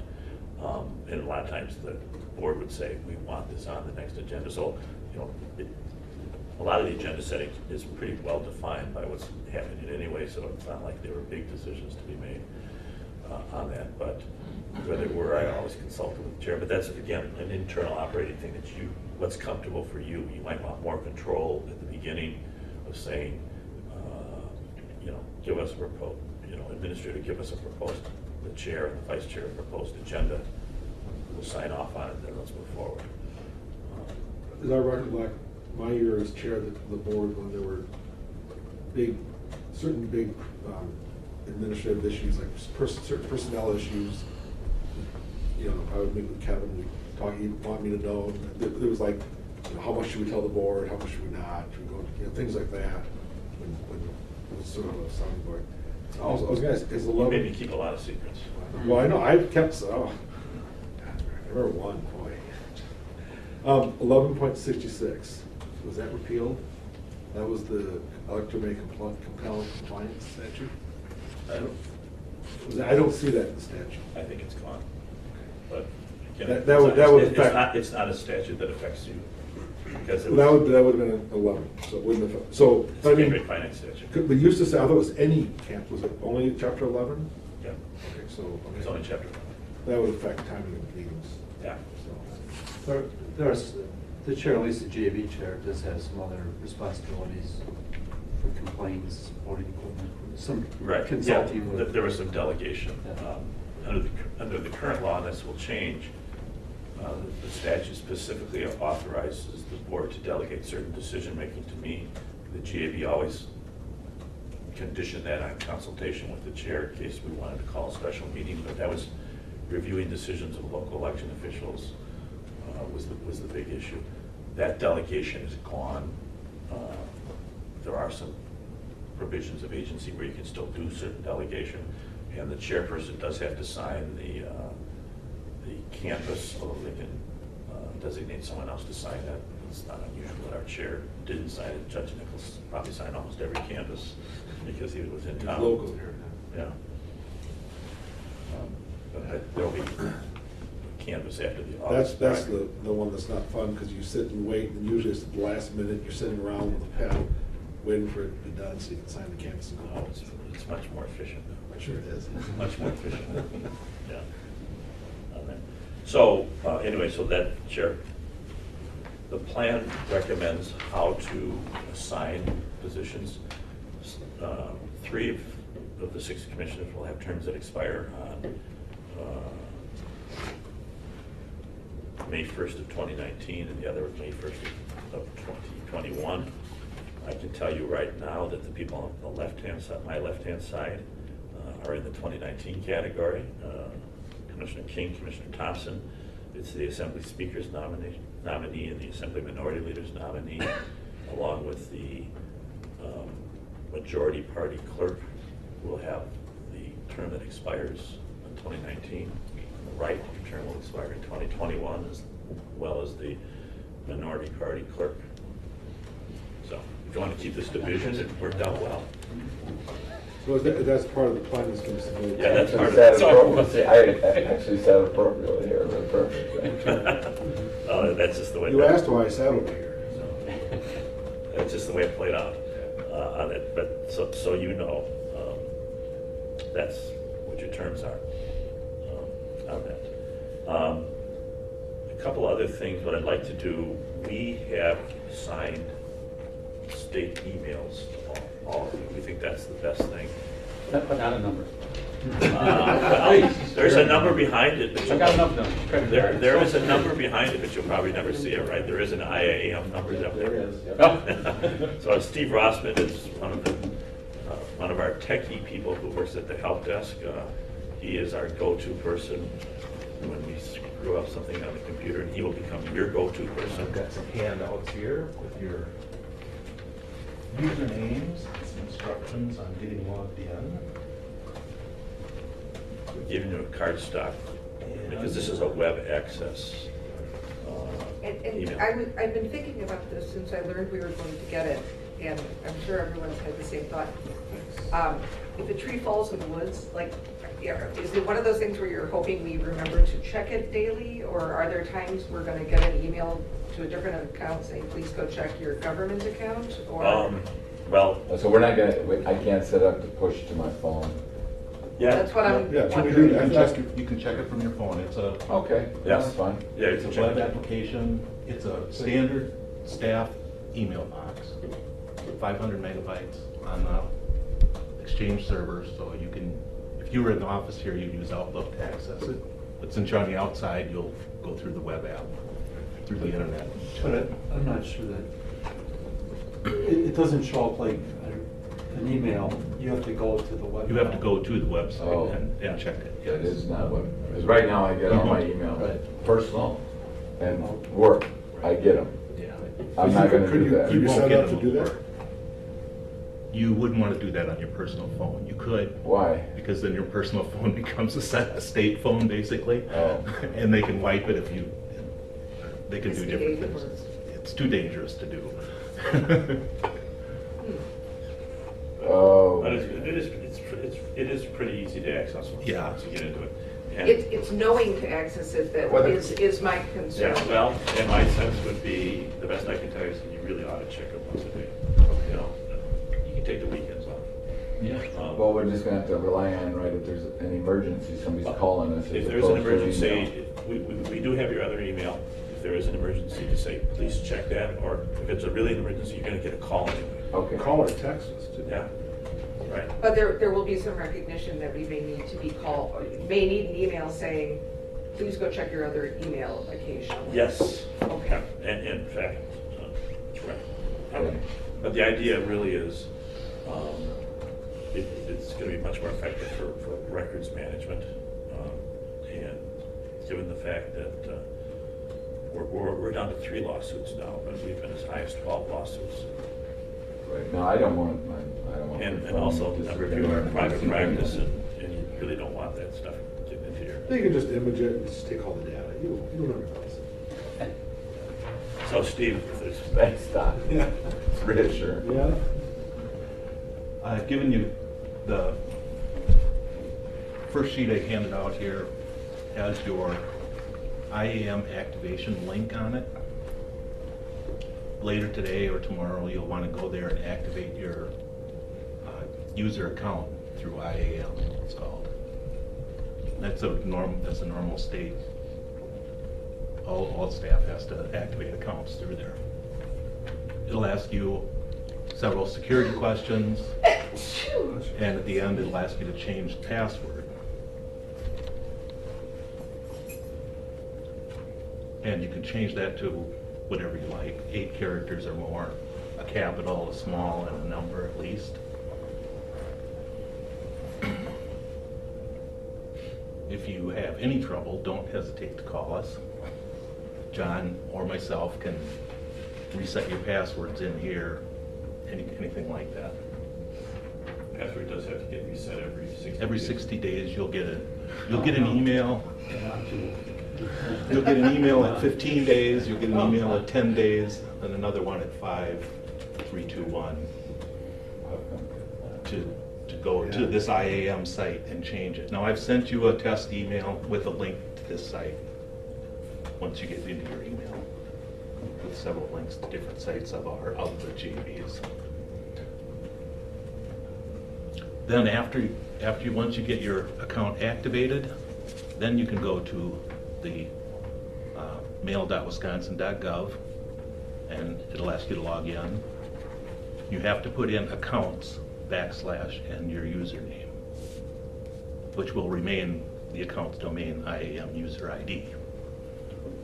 And you can teach your phone to remember that stuff. Yeah, or your laptop. Click that it's a private computer, and it'll remember that. There's a couple of check boxes, whether you're using a public computer or a private one.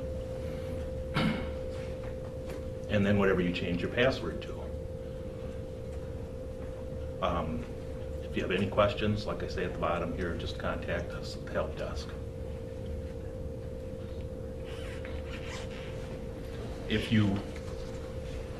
Since you're in town today and want to do it, feel free to stop back there and get your accounts activated. I expect, who was like the first one appointed?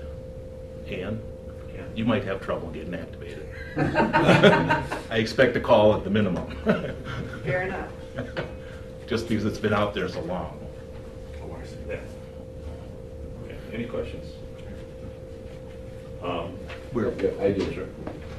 Is it a recommendation that we check the emails on weekends as well? I don't think there's any reason to.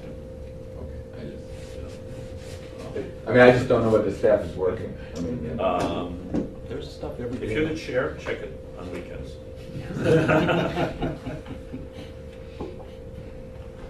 Reed and I are working on a solution for archiving. Right now, there isn't that option with the, It's been for several months. yeah. But you've got a big enough email box where it'll cover it. If you do get a message saying it's almost full, call us right away. So what do we do? I mean, We're working on a solution. On okay, so I suppose I'm not supposed to just delete emails, right?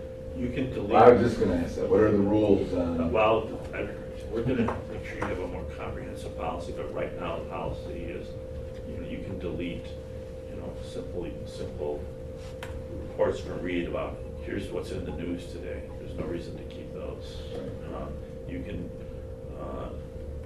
delete, responses to, with the time you get the, procedural things about related, but anything that has any substance, but, if I send you an email, are we gonna have lunch today? You can delete that. And just, I know Mark and I share the same concern. To everyone listening to me, please stop emailing my law firm address. I don't want, the reason is I've Well, had these. after today, you're not gonna get. Well, because if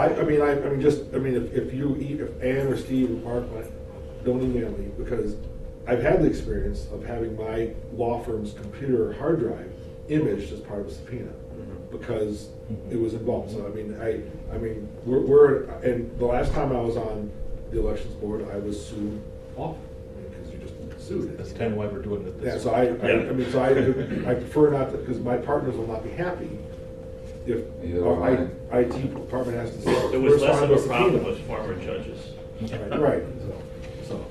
And and they were a little bit more. When you do get into your email, reply to me to the test one, and I'll get your personal one off of there, off of all our distribution lists and stuff.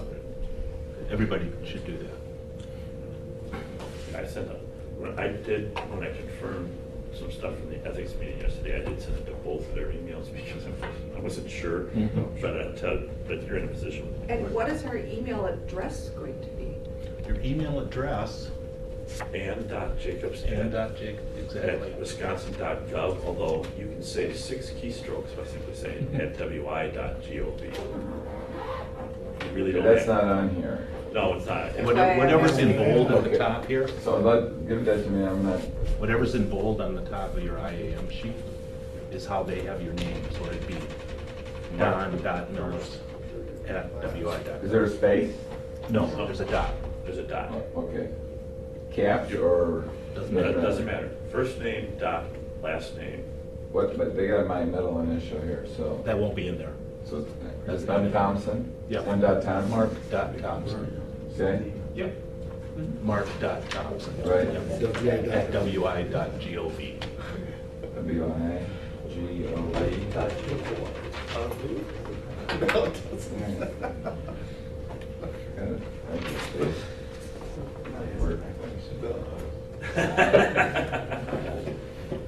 Okay.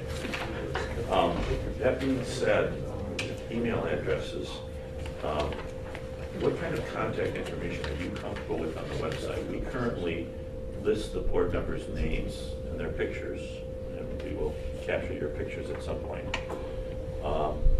But you asked for a CD too, Well, I did, but that's mostly so that if someone asks questions, Right. we can respond to that. But on the web, we don't put your CV on the website. Okay. We have not been putting the judges' emails or addresses or contact phone numbers on that. What we said is, if you need to reach out to the board, here's an email address for that, and then we forward it on to the board members. Part of that is just our experience with someone, to keep you from getting inundated with this junk email, or getting inundated with 10,000 of the same emails, but they want to do it because you're the board. And that's worked out well in this case. I'm expired. Okay. So, it's really a question, the Ethics Commission people wanted to keep the same practice, which was, and normally what we will do is if, the press wants to talk to you, we'll give you a heads up, hey, so-and-so wants to reach out, try and coordinate it before we give them the contact information, and What do we do for people who find us through our respective firm websites? well, you talk to them or you don't. I mean, do we send it to the government email to keep it? that's a good question. I would forward that email to your government email, just for the record. Okay. And then I can delete it off my office one as long Yes. as I've sent it to my Yes. government one? Absolutely. Good. So it's really up to you if you want to be on the website with your name, phone number, email address. Otherwise, if someone says we want to get a message to the commissioners, we send it off to you. I'm with Steve and Ann on it. Okay, Yeah, I think we should all do the same. all right. Yeah, I'd like a consensus on that. I don't want two of one. Okay. Future meeting dates is the last thing that I have, and then maybe we can take a break and we can go to, because I'm going to skip the government accountability report overview matters. You're required to meet at least quarterly in person. Part of that is they didn't like the idea of the government accountability board holding a lot of teleconference meetings. I don't think they understood that we didn't hold any teleconference meetings, but when you have former judges, you almost always have someone, as you saw, our board chair is in Arizona until about now, he should be back. So he's been board chair running the operations from Phoenix. So you are required to meet quarterly.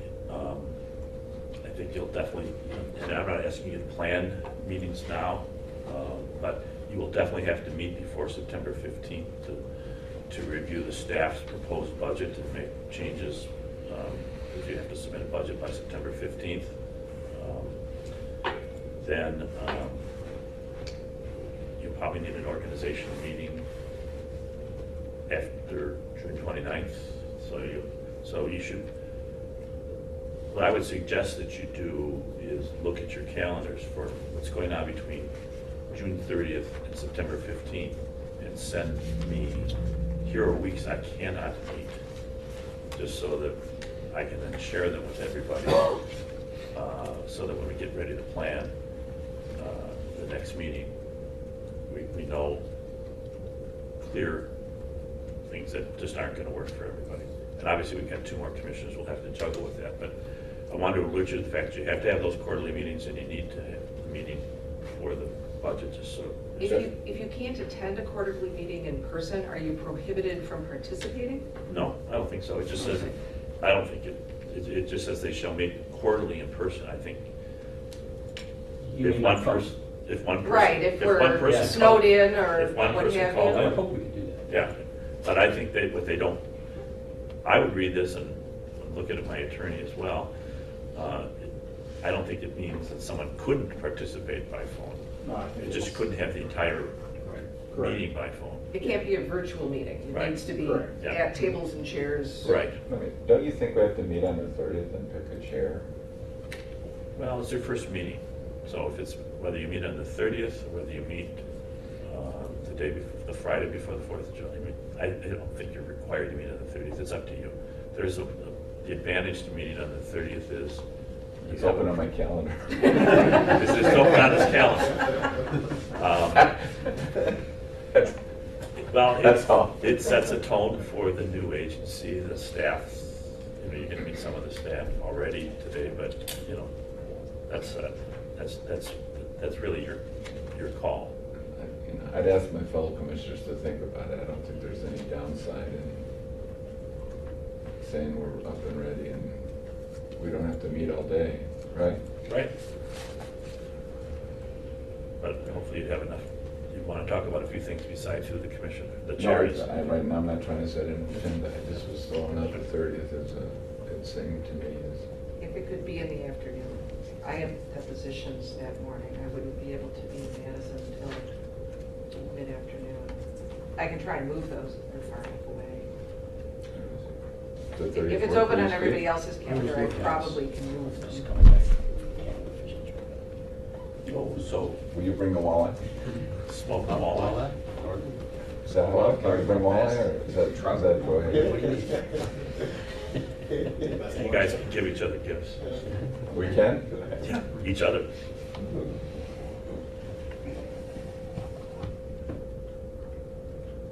What do you think, Don?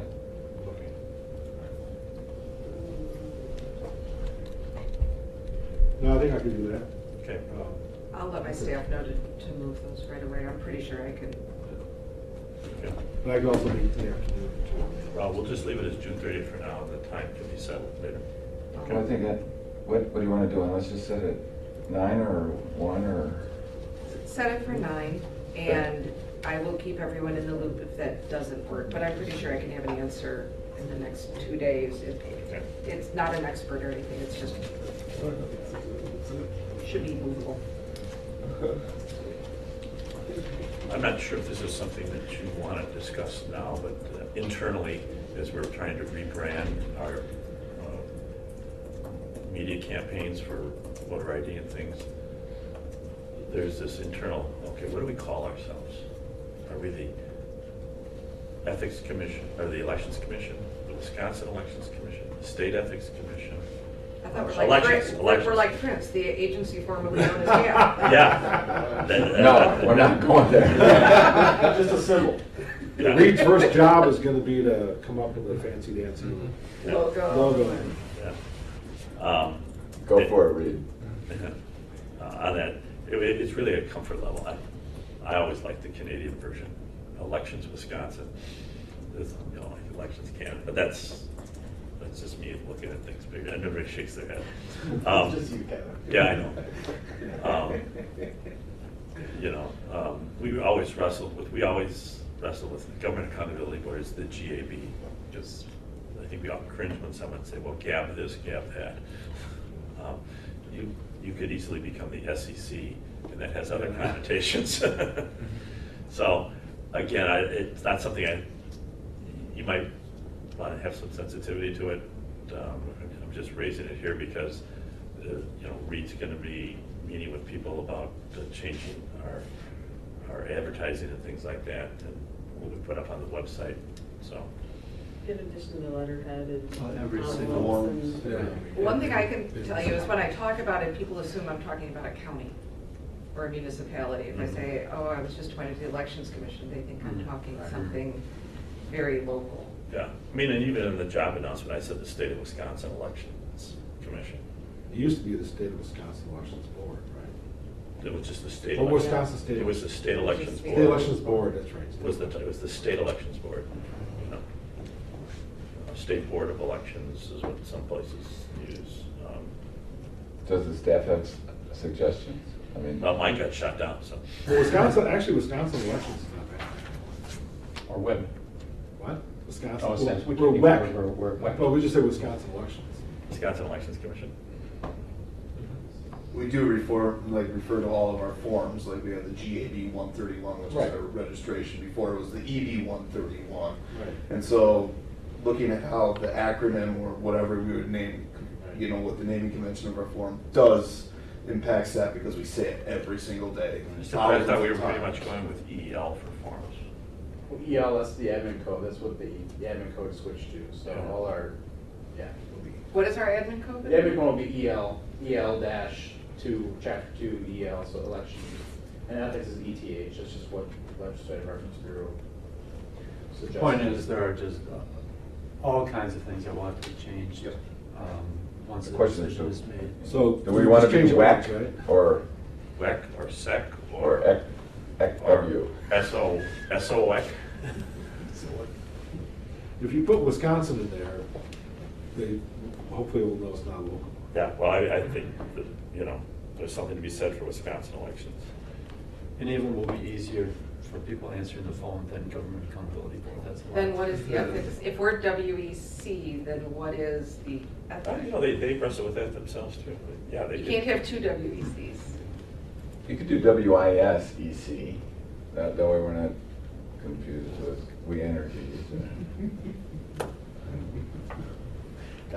We did not raise this issue with the election, with the Ethics Commission. Which means you get to go first, so Yeah. if you want WEC, you I don't should know. take it before they do. Does WISAC work? What do you guys think?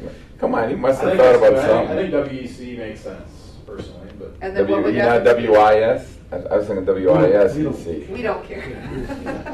Well, you know, it's really, you know, What do you think? WEC? I mean, the real thing is if your title is Wisconsin Elections Commission, that's what's gonna, it's not gonna say WEC anywhere. It's gonna say Wisconsin Elections Commission on the letterhead. It's gonna say that on web pages. You know, the abbreviation's only gonna show up in memorandums and legal briefs. Twitter. Twitter, you know, forms. Forms, you know, you're not limited to, as I said before, you don't have to make it WEC, it can be EL. Right. Yeah. We are the Wisconsin Elections Commission. Okay. It's just obviously a receptionist. It's got law. It's got like government accountability. Well, she probably would Wisconsin answer. Elections Commission. No, she might answer at Elections Commission. Oh. You know, I mean, I think when you answer the phone, it'll say elections and ethics. I mean, most conversations would say elections and ethics, but when you're thinking about what you put out there beyond, if they're reaching out to us, they're gonna look it up online, it's gonna say Wisconsin Elections Commission. So when they call and she says, or he says, Elections Commission, they're not gonna be confused on that. But if all we put out there is Elections Commission, they aren't gonna know if it's city, county, or state. Should be Wisconsin. Okay. Enough direction? Not Badger. Okay. Why don't we take a break, so people can, and then we'll do some of the substantive overview and give you a chance to have your closed session. Okay?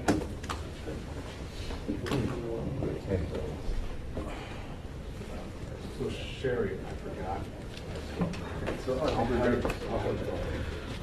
So I'll have you, so I give you my ethics statement, and you'll just give it to someone? Yeah. And then I'll give you my first legislation. I left it on my desk. Okay. What is that brief?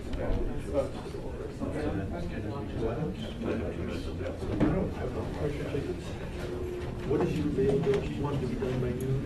If it goes to 12:30, I have to be back in the I mean, water. at the end. Hey, Don, Okay, so you're not going to. No, with your- after this. can I get your cell number? So Sure. we're back that out. I have to leave Madison to leave in 3. Oh, 608, 698, So the lead is. 2650. We can at least know what you have, because I'm concerned if we can. Pardon?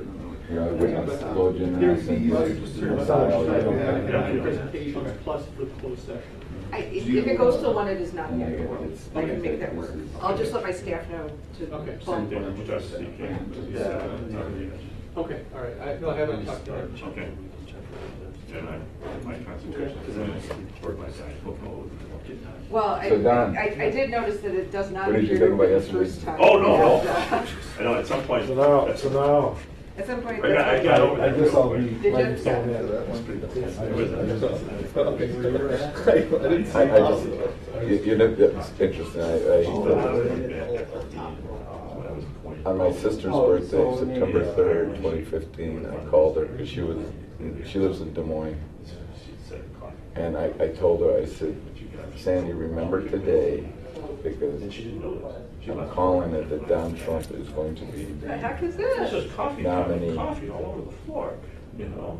Someone's. I don't, And- Isn't it amazing? I don't, It's just you know, I don't amazing. consider myself part of the establishment. I consider myself more. You're gonna be there, so I just wanted to get some. Well, you know, I don't. I said, So I don't kicked hang coffee around. over. I heard you, said you're into politics, me Right, too. but the thing is, I actually came in. I just don't understand. Wait, It's just try very to put much it like- up. Try to clean I mean, for me, I gave up on this a from long just time a ago. purely We have, partisan standpoint, potlucks. I would rather have Hillary Clinton as president. I Here, hear, and so so- I ask you to agree with this, but That's- it's good. I think you Hillary do need would to think be about an Republican. RFP for some Trump carbon would be cleaning for Republican. staying here Or- for Yeah. however many years. If Trump's elected, Yeah. Republicans will blame for it, and we will, Yeah. I mean, we may lose. the Well, I'm Senate this assuming year, then the nice computer man is gonna be getting but me a we new won't get whatever. back. Yeah, he Years. just, well, he just has And to Republicans have react that, because, you know, I mean, if Hillary's experience was chance to activate regardless of how well she It does. disappears. Disappears. That's why I figured as That's, soon as he that's said my that, I point. just But I let it just, go. I just won't vote for it. I mean, part of it is, That's exactly- I don't vote for it. And the thing is, it's also, you know, I work with, I mean, many of the people who I work with, my team, It's off, right? are mostly women.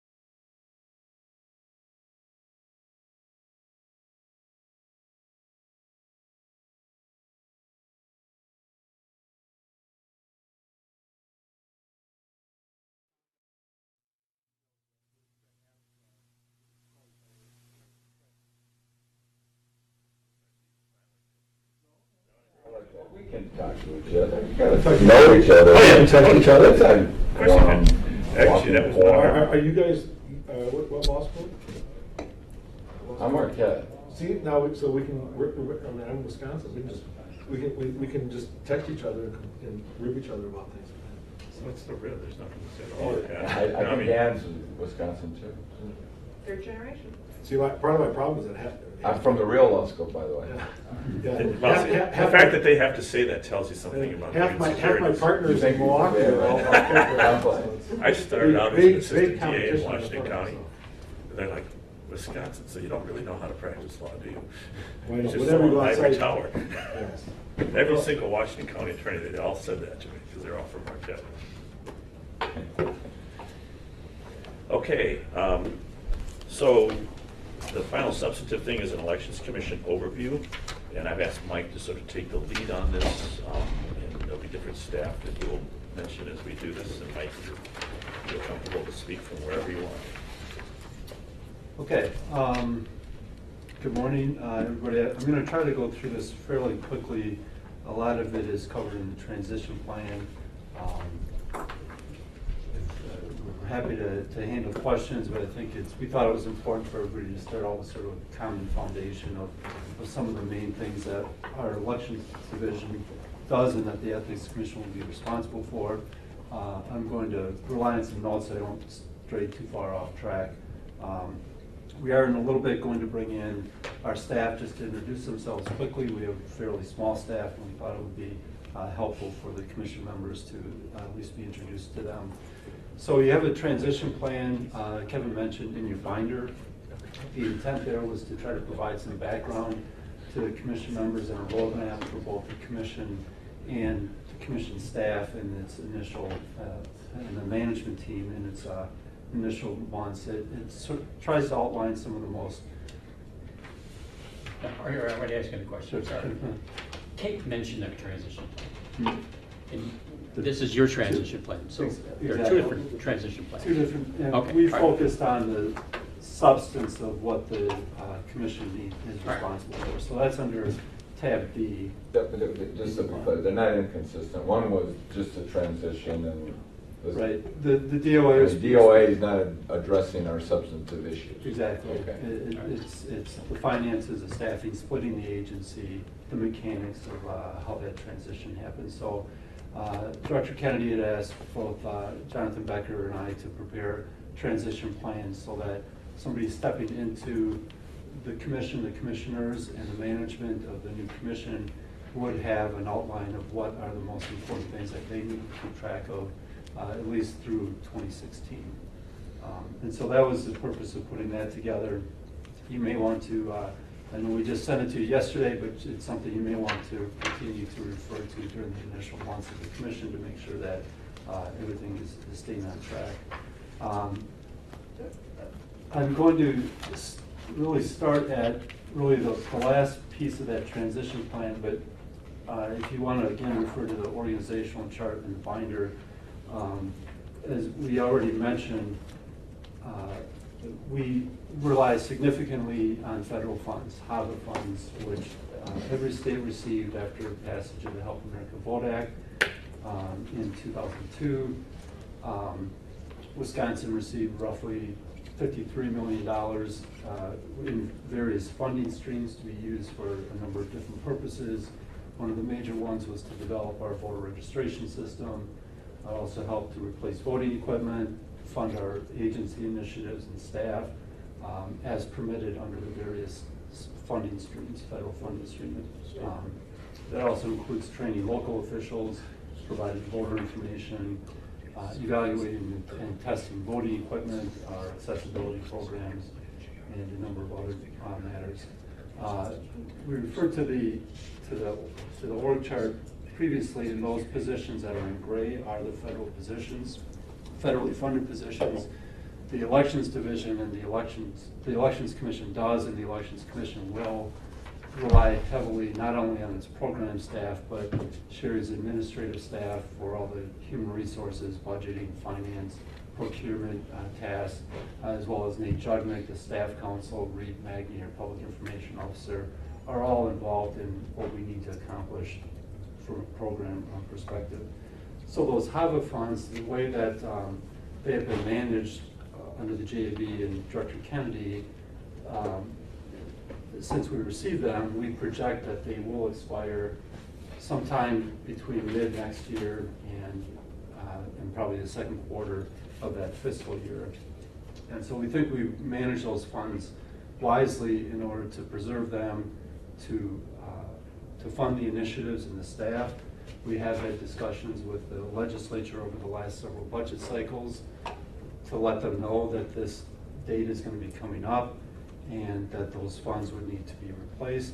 As we referred to earlier, there's also the position authority that goes, that is a separate issue from the funding. Every staff position not only has to have the funding, it has to have position authority.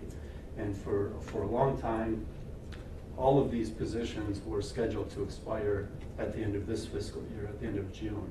It wasn't until the budget was passed that that position authority was extended, as Sherry mentioned, as long as we have funding. So it was set to expire. We, of course, have had uncertainty over the future of the agency over the past year or two, all the talk surrounding that. And as Deputy Secretary Zeisky mentioned this morning, there's also a proposal for the Department of Administration to implement a shared services program where DOA would take over some administrative and IT functions. And the reason I mention that is all of those things have combined to really create some uncertainty amongst our staff.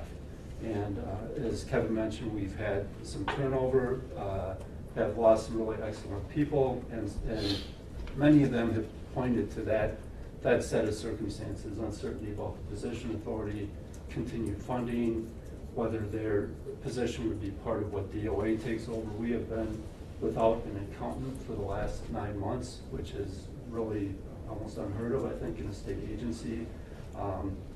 And you know, you can't blame staff as individuals for taking advantage of other professional opportunities that come up that have more permanent status and more certainty. Who's doing the work? Who's been accounting for the past 9 months? Sherry has been doing some magic with the rest of our staff and with the help of DOA, and she's gone through a couple of recruitments, right, for that position. Actually 3, and I've been unsuccessful in all 3. All of the accountant, I've seen other agencies having the same problem. I've been strategizing with DOA on what we can do, and statewide they're having issues with recruiting for financial specialist positions and accountant positions. So I'm not sure what it is we can do, but I know that the rate of pay for a state accountant is significantly lower than the private sector. So I'm not sure what we can do at this point, but we're working as hard as we can. It's myself and one election specialist who used to be my program assistant, who became a financial specialist. So I guess we're wearing a lot of hats. Yeah, Sherry Steele's from Ross to get some work done. We share, we collaborate. Right, so part of the point is just to understand that we do have, it seems like, some measure of constant turnover. I think there was a brief period of time where we were fully staffed and celebrating for a few months before other people left. And because we are a small agency, those vacancies have a greater impact. We're not Department of Transportation or Department of Corrections, where we can simply plug somebody else in. There's a lot of cross-training and teamwork and people sharing responsibilities. And we do really have an incredible staff, which we'll meet later. But I wanted to just talk about that for a minute, because that is really the main organizational challenge facing the agency. And it's not an option under the current federal and state laws to go back to an agency the size of the State Elections Board because of what HAVA requires. The development and maintaining the voter registration system, the voting equipment responsibilities, accessibility program, and of course all the various state laws that have changed. The voting process and voter registration has become more complicated. There's a lot more education to do, and so everything that we talk about just, I think, has to be understood in that context. It's going to be a significant issue that needs to be resolved, and needs to be resolved fairly early on in the Elections Commission existence. So and I think, I don't know if I mentioned, we do have 22 current positions that are federally funded. And if you look at the org chart, generally speaking, the positions on the left side of the org chart are either, it's kind of administrative and help desk, or the second column there is what we generally refer to as election administration staff, or EA staff. The right-hand side is what we refer to as SVRS, or WISVOTE staff, SVRS being our statewide voter registration system, which we now refer to as WISVOTE, and Ross manages that team. As we alluded to earlier, if you remove those gray boxes, the program staff that would be remaining would be myself, Ross, Diane Lowe, and David Berger would be the only program staff. So with that, before we get to sort of more of the program responsibilities and initiatives that we have, I wanted to turn it over to Sherry to briefly review some budget information.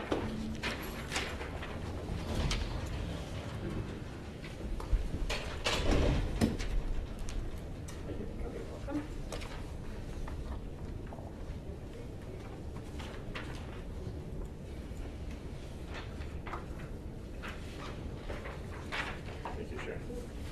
I just wanted to touch on the fiscal 17 operating budget for the commission that we've determined in our transition planning for what the legislature had given us in our 2015-17 budget.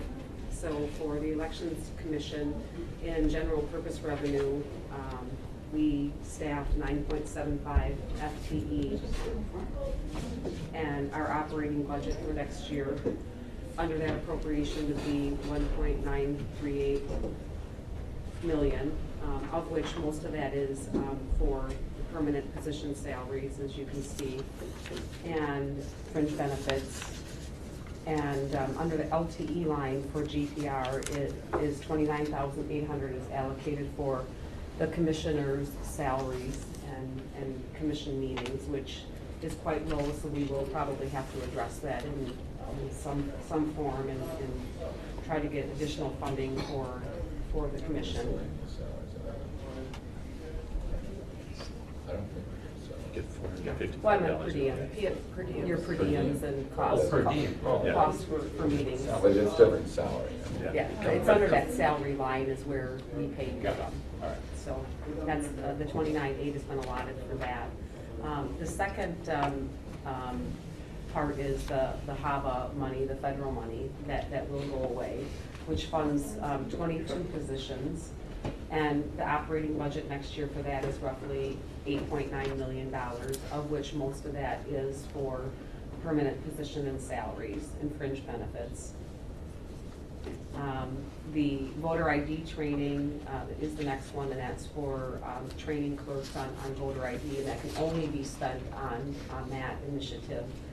And we only have a supplies and services line for that. We don't have a salary line. The other funding source that you have is materials and services. This is for like the sale of photocopies and things like that. It's a very small budget. It really pays for our photocopiers and paper and things like that. We have our FFAP money, our Federal Voter Assistance Program monies that will expire in September of next year, and we have about $195,000 left to spend in that grant. And then we just have $100 in our Elections Administration Transfer Fund. So roughly your budget is a little over $5 million for fiscal 17. Which runs through the end of June 2017. So July 1 of 2016 through June 30th of 2017. And of that 5 million, how much is federal dollars? 2.8. It's 2.819. It's your second Is the column. 195 that, I heard that was federal money too? That's federal money too. That's, well. Right? It's a separate fund, you're right. It's But a it's, separate, but right. that also I'm trying to figure out That How funding. much we need in-state money to fill the gap. That's my, This one's for a special program though, and it doesn't fund any staff, it's just specifically for that program, so that will run out. Your Yep. two appropriations that actually have staffing are your GPR appropriation and your HAVA appropriation, the first two lines. The FBAT grant was a one-time grant for us to build delivery of absentee ballots to military and overseas voters, and then we've expanded a little bit to make it more user-friendly. General purpose government. does that continue with other grants? I mean, does it? No. No. Well, I mean, does the Infrastructure. work need to be done, or is it? The work will be done. This will, Okay. it's an infrastructure investment. So it'll allow us to handle the absentee Yeah. ballots? Okay. Yeah. Yeah, So that's a one-time spot. So it's really the 2.819 that you're talking about? Mhm. And we're so used to the acronyms and the abbreviations, so let us know if there's anything you They don't don't. mean anything to me. We might have to put together a glossary of those for you. That would be useful.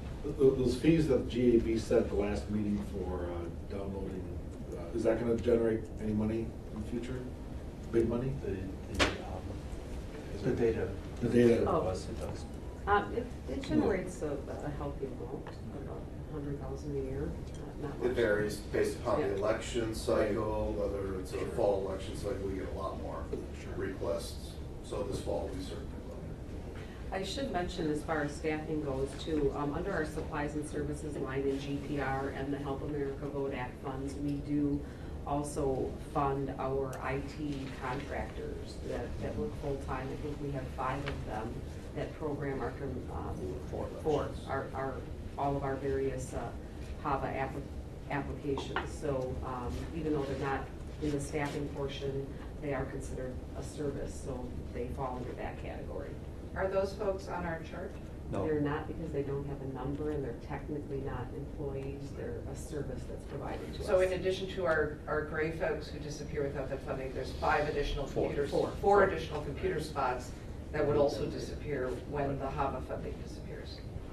So when we're talking about what we need to fill the donut hole, we have to keep them in mind as well. Correct. And that number has varied and fluctuated, and there's been a lot of focus on WISFOL, but they've developed and maintained other applications, and that's something that, you know, Ross helps to manage, and they are contracted, so they're not state employees, and if we decide we need more or less, there's a process for procuring those contracted services.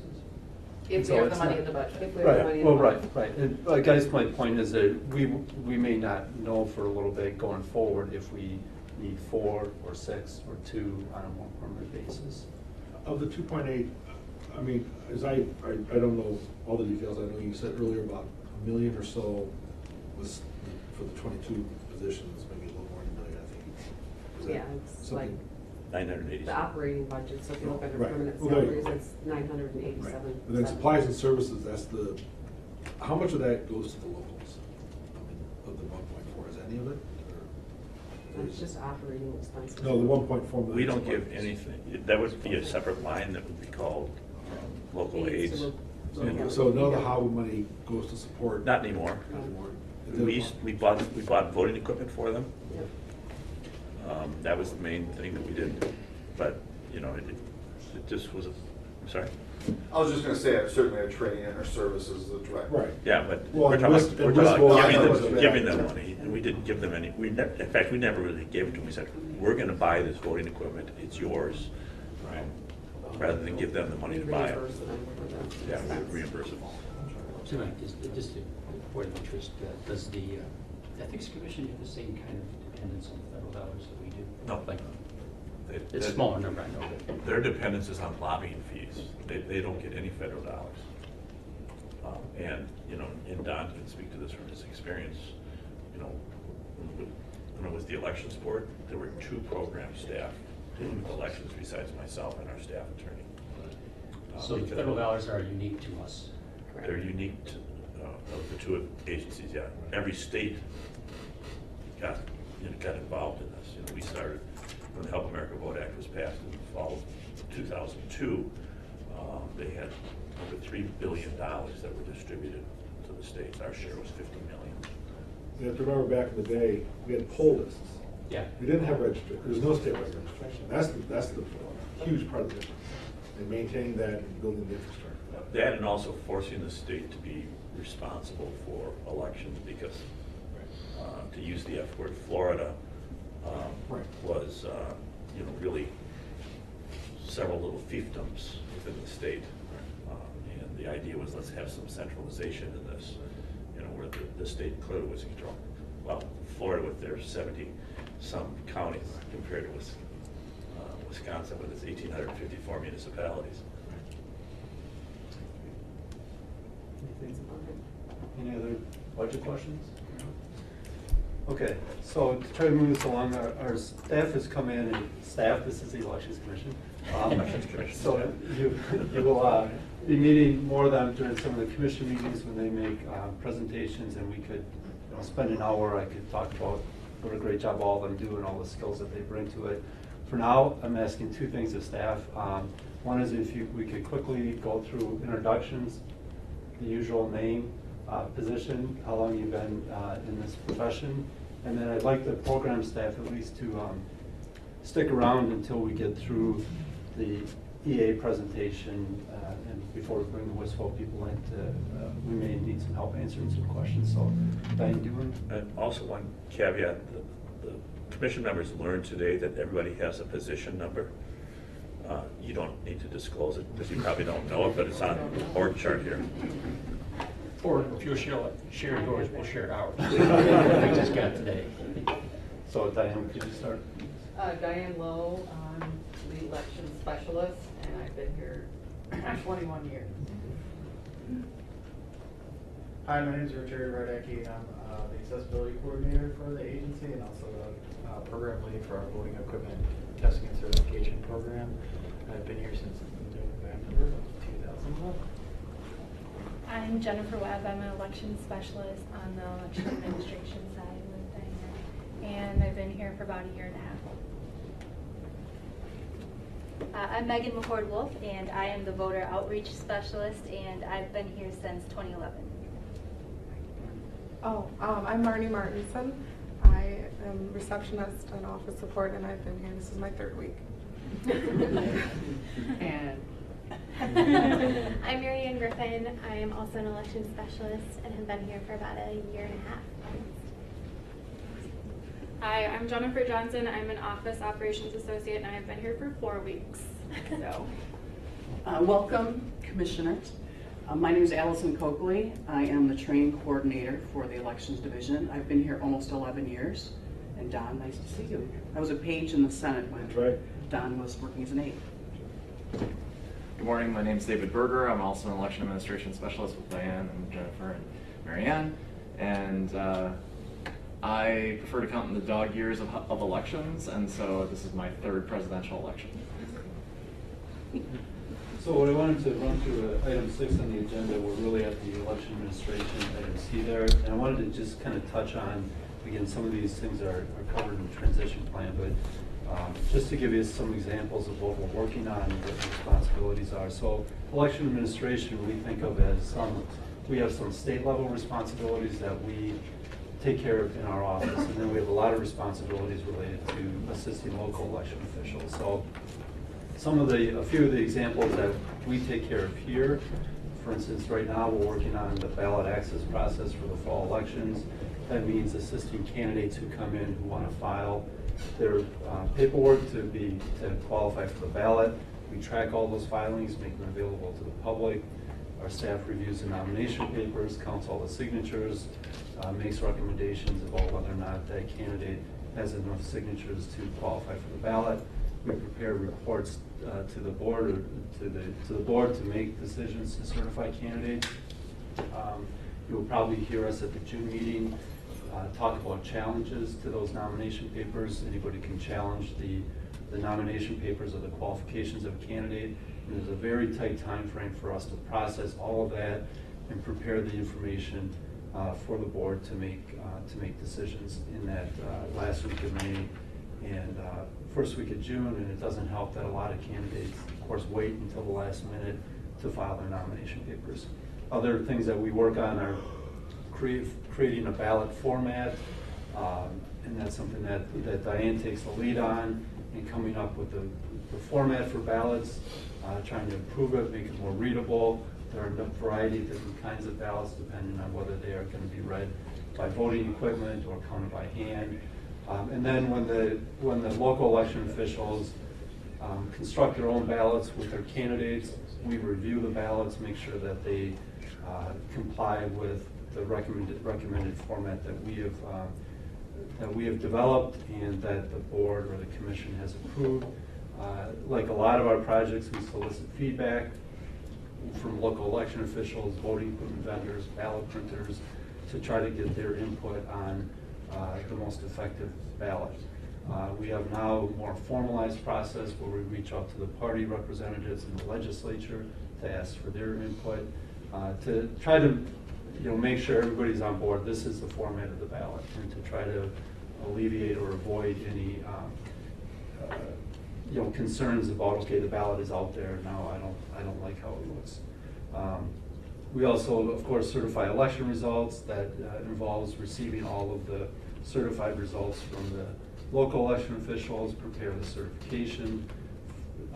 certification of the results and certificates for the winning candidates.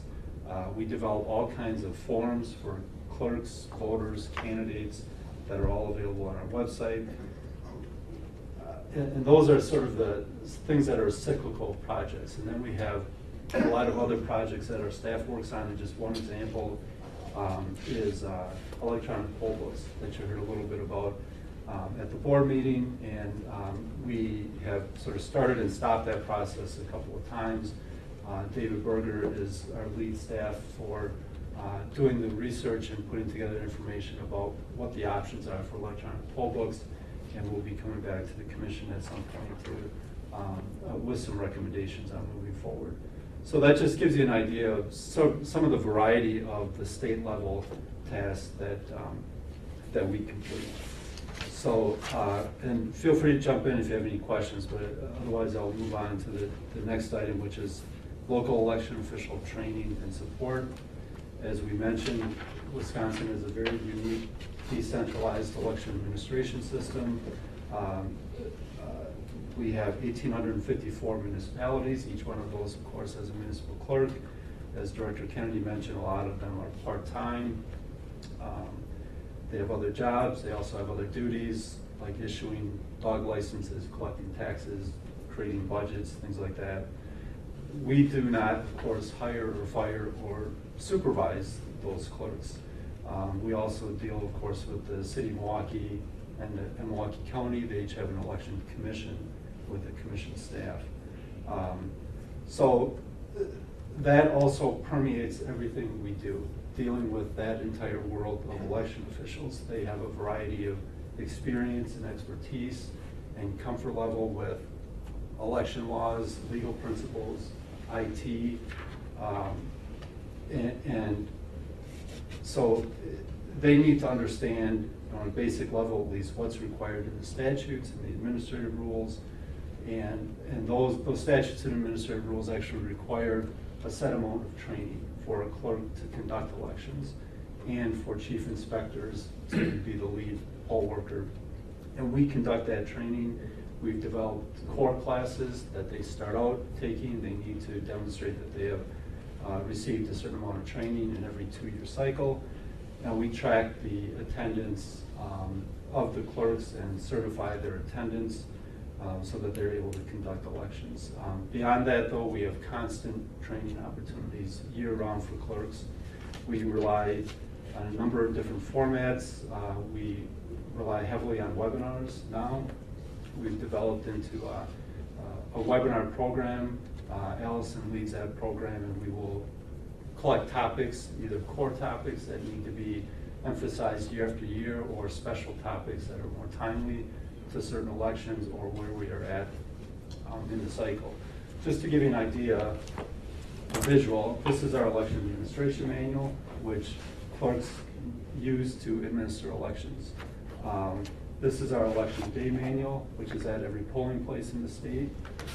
This binder has a couple of other manuals related to how to conduct recalls and recounts. And so you can imagine, a part-time clerk being faced with all of this information and trying to digest it and understand it, and poll workers as well, who are going to maybe do this job 2 or 4 times a year. So there's a lot of moving parts that affect how we do our job. And we have to constantly work on how effectively we can communicate with the local election officials. So besides webinars, we have in-person conferences with municipal and county clerks.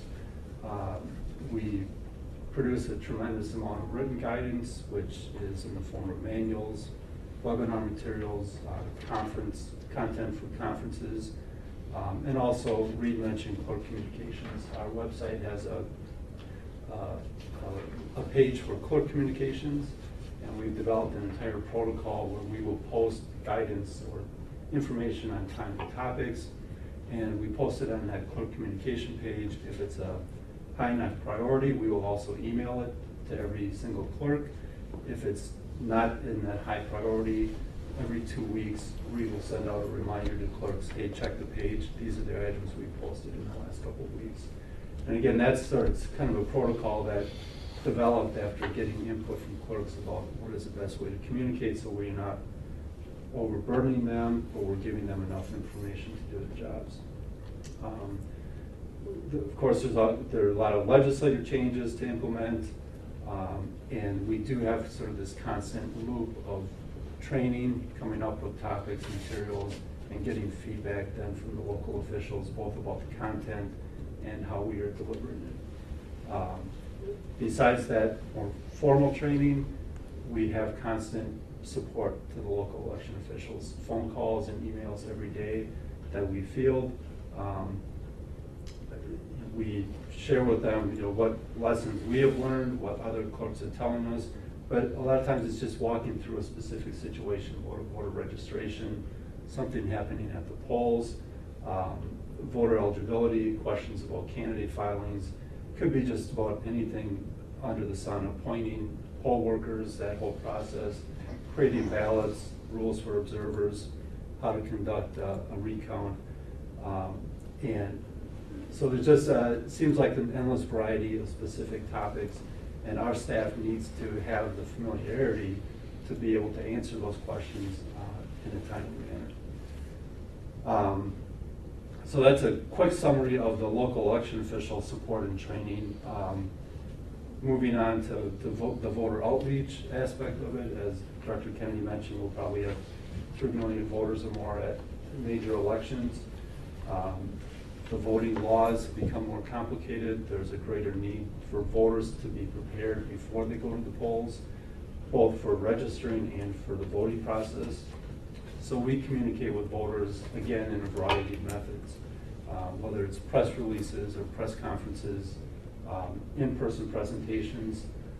Megan and Richard are really our point people for making in-person presentations to voter advocacy organizations. We use Twitter and Facebook to communicate with the public. And of course, the photo ID law is one thing that's required us to sharpen, I think, our approach and our presentations to make sure that they are understandable to the voter, to the average person, which can be a challenge when we are so used to talking in the election world lingo and what's in the statutes. We need to make it understandable to voters. So we have developed an entire program. We have a PowerPoint presentation groups can use that's recorded, or we will send Megan out in the field to speak to different organizations. We've taken an approach, especially with the photo ID law, to try to focus on attending meetings where there are people that can go out and we can leverage that training, where they can go and speak. They are representatives maybe of other organizations where they can spread the word and communicate more directly with their members of their organizations. As you heard at the board meeting, we also have our Bring It to the Ballot campaign specifically regarding photo ID. We've developed materials to to ensure that it's correct legally according to the statutes, but it's also understandable. And there are some nuances in that law that have taken some time for us to develop a message that is clear and concise and not confusing to voters. You heard a little bit at the board meeting about the Bring It campaign, and the board, of course, directed us to request that the legislature allocate some additional funding for that public information campaign. So that will be an issue that the commission will be dealing with. Lastly, regarding voter outreach, I wanted to touch on the My Vote Wisconsin website. That is our voter-focused website. That's where that FAP grant came in, that federal funding that we received. It was a competitive grant process. Wisconsin received about $1.9 million, I think, in 2012. We developed that website quickly so that it was available for the 2012 fall elections. We are currently in the process of revamping it. We went through a pretty lengthy process of usability studies, bringing in average people, sitting them down with the website, and asking them, what does this website do for you? What would you do on the website if you needed to find out where your polling place was, or things like that. And we really learned a lot about how the average person would navigate within that system. So we're in the process now of, we've contracted with an outside firm to help us revamp that website, and with the focus on making it more usable for people. And there's three main purposes for that website. As Director Kennedy mentioned, it allows military and permanent overseas voters to obtain a ballot electronically. They're the only voters under state law that can obtain a ballot electronically. They can download it from that site. We refer to HAVA voters, who are essentially military and permanent overseas voters. That's another federal, an acronym for a federal law. But all voters can use that website. There are some lookup tools to find out where they vote, who's going to be on their ballot at the next election, how to get in touch with their clerk. There's a record of their voter participation, and they can find that all on the My Vote website. And finally, it helps to facilitate voter registration. You heard that we will be developing online voter registration, but currently there's a sort of a middle ground on that website that we call Click and Mail. It allows any voter to initiate the voter registration process. They can enter all of their information online. That goes directly into the voter registration system. It creates a pending application. They still have to print out the application, sign it, and send it into the clerks. But what it does is it eliminates a lot of data entry errors where people are taking a paper application and entering that information into the voter registration system. So Megan, again, is taking the lead on that My Vote Wisconsin revamp. We're calling My Vote 2.0. And Ross and Reed are, and the entire team is really involved in the outreach to voters. So next, if there's no questions, I'll move on to voting equipment. We have several responsibilities related to voting equipment. The shorthand is we say that the federal government, the feds certify voting equipment, and we approve voting equipment, or the board or the commission approves voting equipment. So the Federal Election Assistance Commission, they test all the equipment for the coding and the security aspects of it.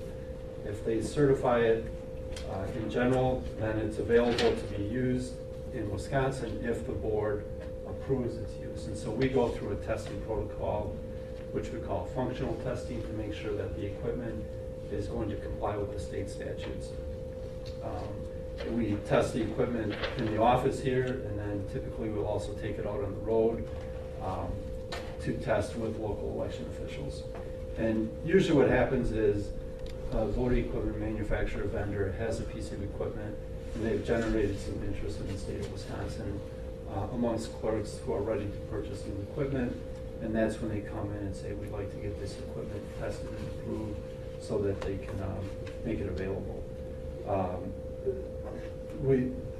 You often hear a lot about voting equipment, and people have questions about the security of voting equipment. And just to sort of finish the cycle, there's that testing process. There are public tests that every municipal clerk is required to conduct of voting equipment in public before an election to make sure that that voting equipment is working properly. There are security provisions on election day for opening the polls and closing the polls and what to do to document how the voting equipment is working.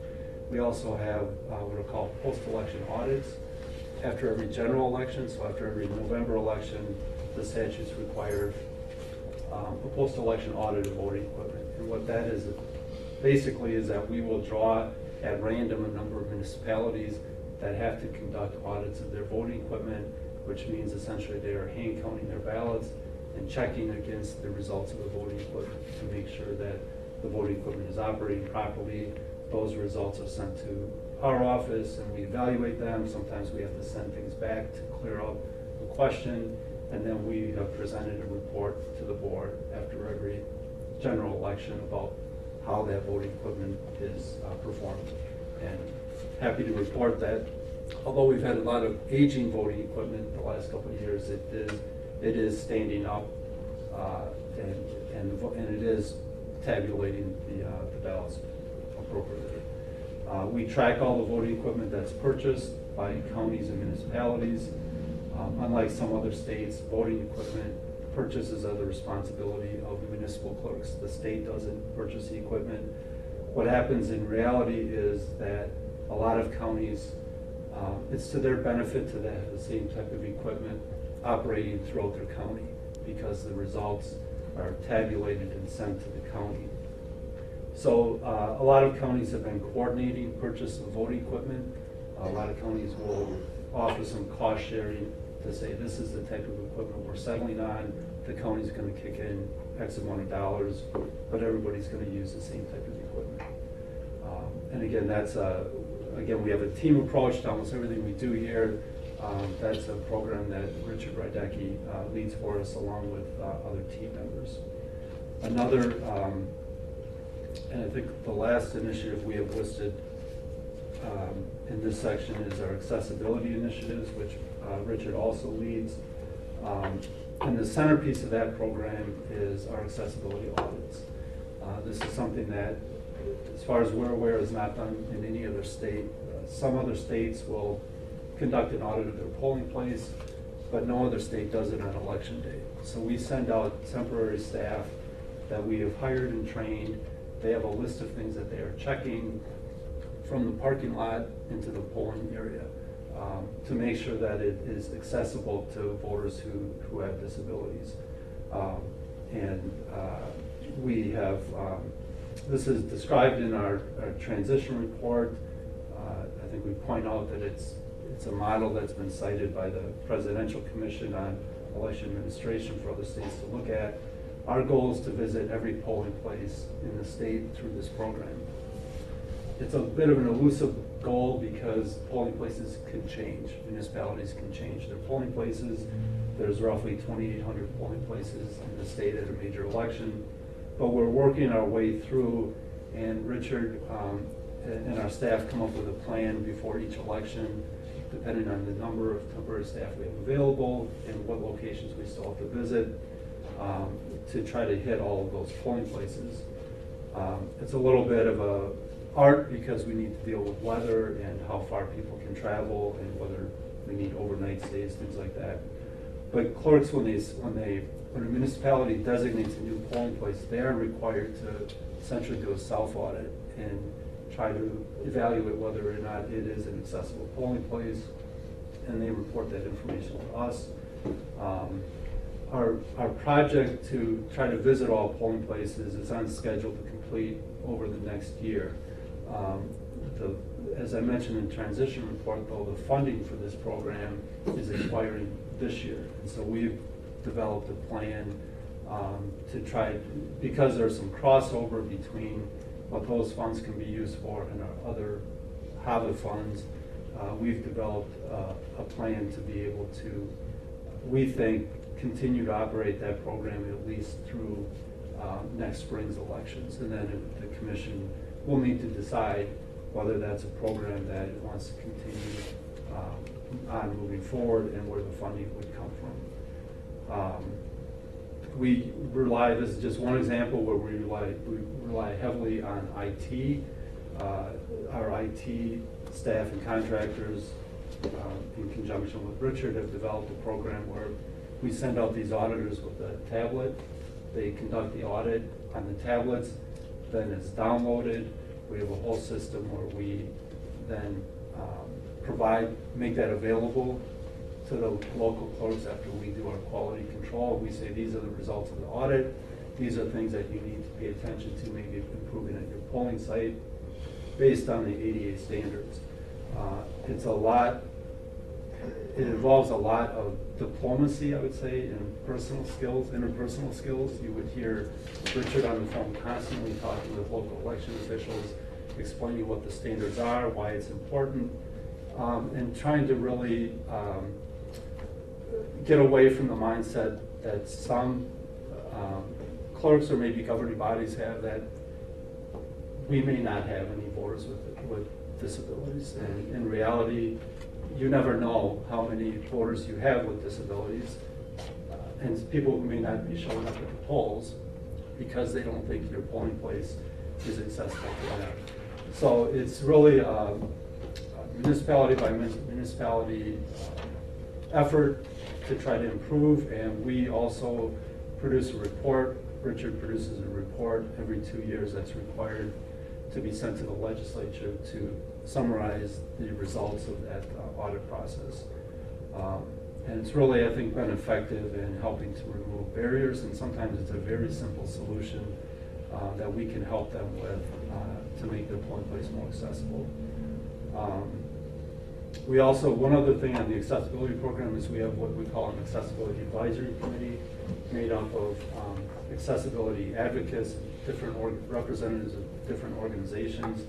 They meet a couple times a year to discuss our accessibility initiatives, not only the audit program, but what information can we produce that will be helpful to organizations to help voters with disabilities to navigate the entire voting process. And there are unique challenges and we've learned a lot by having that advisory committee. They have a lot of, they assist us in giving input on how we can do that most effectively. So that wraps up. Mostly wanted to say that those are, I think, just some of the highlights of what our EA staff does. I've been touched on other responsibilities like working with the legislature when they're in session, on bill drafts, working on administrative rules, processing complaints. We receive against local election officials. So I guess in short, I would just say we have a small but very talented and hardworking staff. Sherry's reminded me we have to create fiscal estimates for the legislature when they introduce bills, election-related bills. But our staff really has to have a diverse set of skills. They have to have expertise in the subject matter. They have to have the ability to work with statutes and legal principles and the gray areas in those, and very strong communication skills, both written and verbal. And again, it's a team approach. Working both internally when we're working on projects, but also with our customers and our partners, local election officials, the legislature, candidates, voters, and the general public. And it's, again, I think you can't look at the organizational chart without thinking this is a small staff, and the volume of work that gets generated is pretty impressive. And I think sometimes it helps to have a small staff. Sometimes it's more flexible and more nimble, but there's no getting around it. It's a constant challenge. I think it's something that all of us as professionals have a passion about, and I think that really comes across when you hear from clerks who interact with our staff. So I'll stop there. What we wanted to do was bring in the WISFOLD staff, and Ross is going to talk briefly about our IT applications, but I wanted to give a chance in case the commission members had any questions about any of that. And let me just make one other comment. When Mike talks about the quality of the staff, each of those folks over there is probably a local election hero. The clerks look to Mary Ann and Diane and Jen and Allison to, as well as everybody else there, as their go-to person, and they are seen as the expert in the area on that. And in addition, we've got Mike and Ross and Megan and David and Richard, who've also been recognized for their participation in things at the federal level and things that they've done. So this is really one high-quality group of people. If there are no questions, I think, thank you, staff. And Ross, are you going to do it? Yeah, why don't you come up here? Okay. I'll drive the No. Okay, I know everybody's schedule is very tight, and we're at that moment, we're at that noon hour, so I am going to be very brief with my remarks about the WISFOD system. Mike's transition plan does go over in detail, somewhat brief detail, about the various applications, and we did have in the board meeting last week, or was that last week? Yeah, it was last week. Overview of the WISFOD system and what we've done. To say the least, everything that we do in the election side is somehow touched by WISFOD, the statewide voter registration system. It is somewhat remarkable to look at where we've came in the last 10 years, where before the Help America Vote Act and the requirement to have a centralized statewide system, the majority of municipalities didn't even have voter registration, let alone a centralized system. And now I can't even think about how we at the state level would operate without having the WISFOD system or the statewide voter registration system. Because everything from the beginning of the election, from when candidates register, to the end of the election when participation is recorded, is touched by WISFOD. And I could spend an hour just talking on WISFOD alone, but what I really want to talk about is the other applications that feed from WISFOD. And things like our Canvas reporting system, where we do our official election certification reports. So Commissioner Millis, where you're talking about having to wait to sign all those reports, that's all been streamlined. All the data is now collected electronically through the counties. We're able to produce reports, and in a timely manner. It saves cost, it saves time, and it keeps our staff somewhat sane from the process that we had to do before, which was incredibly manual. But everything we do from election certification is through our Canvas system, and that is all coming from data from WISFOD. The offices, the reporting units, the contest candidates, that's all from WISFOD. We do data collection after every election, and various team members here are part of that. That's through our Wisconsin Election Data Collection System. So we're getting statistics from every election regarding the total number of voters, how many of those voters were military, overseas, how many voted absentee. There's numerous data components that have to be collected, in addition to cost data of how much elections costs is captured for every election. And that's through our Wisconsin Election Data Collection System. That was through a federal grant we received in 2008. And that helps show, and helps project for local election officials what that cost impact is going to be. We talked a little bit about the MyVote system, but everything from the registration process that can be done through there, from where your polling place is, who your elected officials are, where military electors can go and download their ballot, which cuts the time for them to vote in half, is through WISFOD, or comes from WISFOD and feeds into MyVote. And so I know that we don't have a lot of time, and we want to introduce our staff and our team that really, they're the key components to making sure that what we do as managers are successful. Then the last thing I want to touch on quickly is our access elections. Mike talked about Richard Rydecki's accessibility program. All of that information is being stored in our access election database, and we created a clerk reporting portal. So instead of having to do written reports, that's all now streamlined through our access election portal, where the clerk can go and log in, access the results electronically, and then if there's any questions about what our auditors found, they can respond. And so it's really cut the amount of time for staff. To say the least, our team that you see right here is really focused on utilizing technology to make us more efficient and effective. And we just completed the largest IT project this team has taken on in over a decade with the WISFOD system. We did it successfully, delivered it on time and under budget, and that's a testament to these people. And I know we're at that time, so I'm going to stop there. And Mike, if we want to just go through some introductions.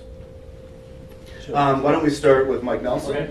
I'm Mike Nelson. I've been here about 2.5 years now. I'm one of the WISVO trainers, so we work with clerks either directly or indirectly through some online resources to get them trained up on how to use WISVO. Hi, my name is Christopher Doffing. I'm the Multimedia Training Officer. I've been here since 2010, and I work on a lot of the videos and graphics now. Hi, my name is Sarah Witt. I'm the functional lead for the WISVO system and formerly the statewide voter registration system. So my job is kind of to help make sure that everything works properly and investigate any issues that users report where things aren't functioning correctly. And I've been with the agency since 2003. Kamal, before we get to you, I just want to mention for the report you saw last week on the WISVO project, Sarah did the majority of that work compiling all that, and so I just want to make sure you get credit for that work, which you mentioned that last week, but in person. And Kamal. I'm Kamal. I'm a database administrator here. I work on all the projects, WISVO, Canvas, Badger, Voter, and everything. All data related issues I will take care of projects. So Kamal is part of our IT contracted team. So our 4 contractors, I see Jagar, Mahadev, and I don't know if Mohadin's back there. Okay. So this is our IT contracted team, which you don't see on the org chart, but we wanted you to have the chance. Yeah, I'm here from 2008. Yes, thank you. More senior. Zach. My name is Zach Robinson. I've been here since February of 2012. I'm a WISVO election specialist, and I do a lot of focus with addressing issues and boundary updates and items like that. He's the GIS whiz kid. Myself, Chikar Patel. I've been here last 3 years, and my core responsibility is to design, develop, and deploy the applications. I'm myself, Mahadev Matre. I'm here as a CRM developer. I mainly work on the WISVO, fellow on GIS applications. Yeah. Thank you, Mahadev. My name is Jody Kitts. I am a WISVO election specialist. I've been with the GAB since January 2013, 14, 2.5 years. Afternoon, my name is Mei Chua, and I am a WISVO election specialist here. I've been with the agency for about a year now, and one of my primary duties is to oversee and manage the Badger Boards database as well as WEDEX.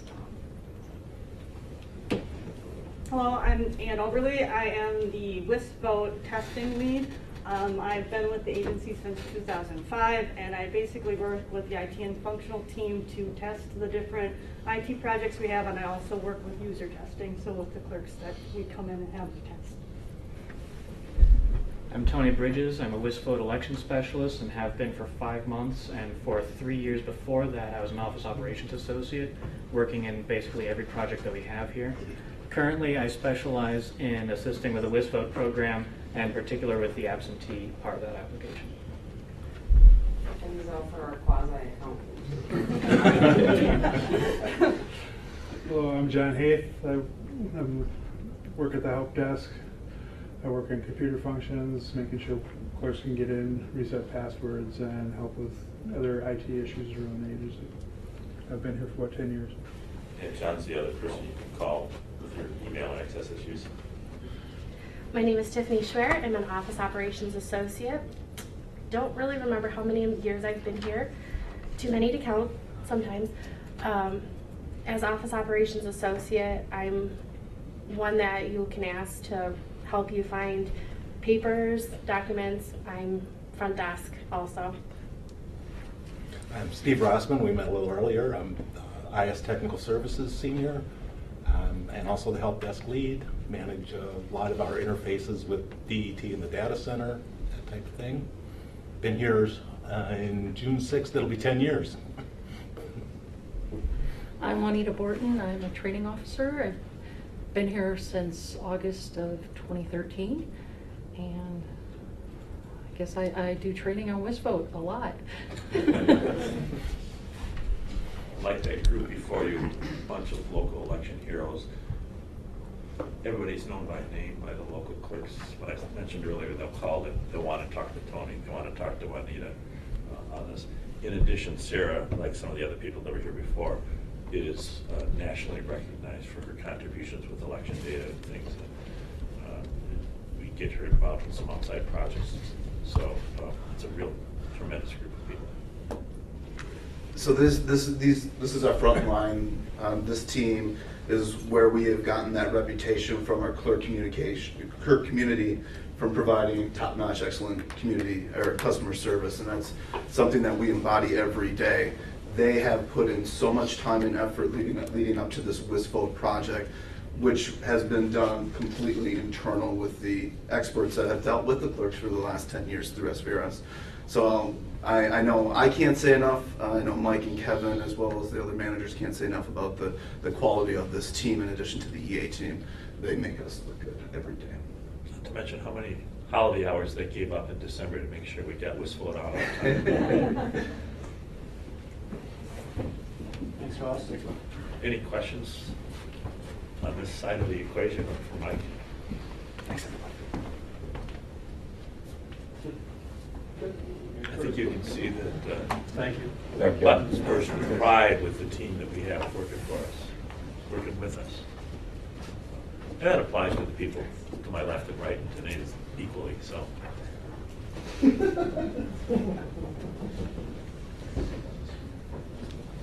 So, any questions? This is sort of the substantive orientation. As I said, I really encourage you to just drop in the next month or two and talk to the staff, get a little tour of the office, or have them walk you through some of the IT applications just so you see what they do. It's never a quiet place here. There's always a buzz. Or Monday morning, sit in on Mike's division meeting. No pressure, Mike. Financial meetings when I staff. Okay.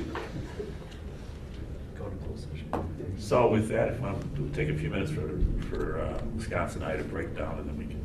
I think they're just gonna take their camera and just set it down, then we'll come back later and get Okay, stuff. then we go into closed session. And again, this is informational, so we're not really making any motions to make records of this, so. So we don't have to move into executive session? Okay.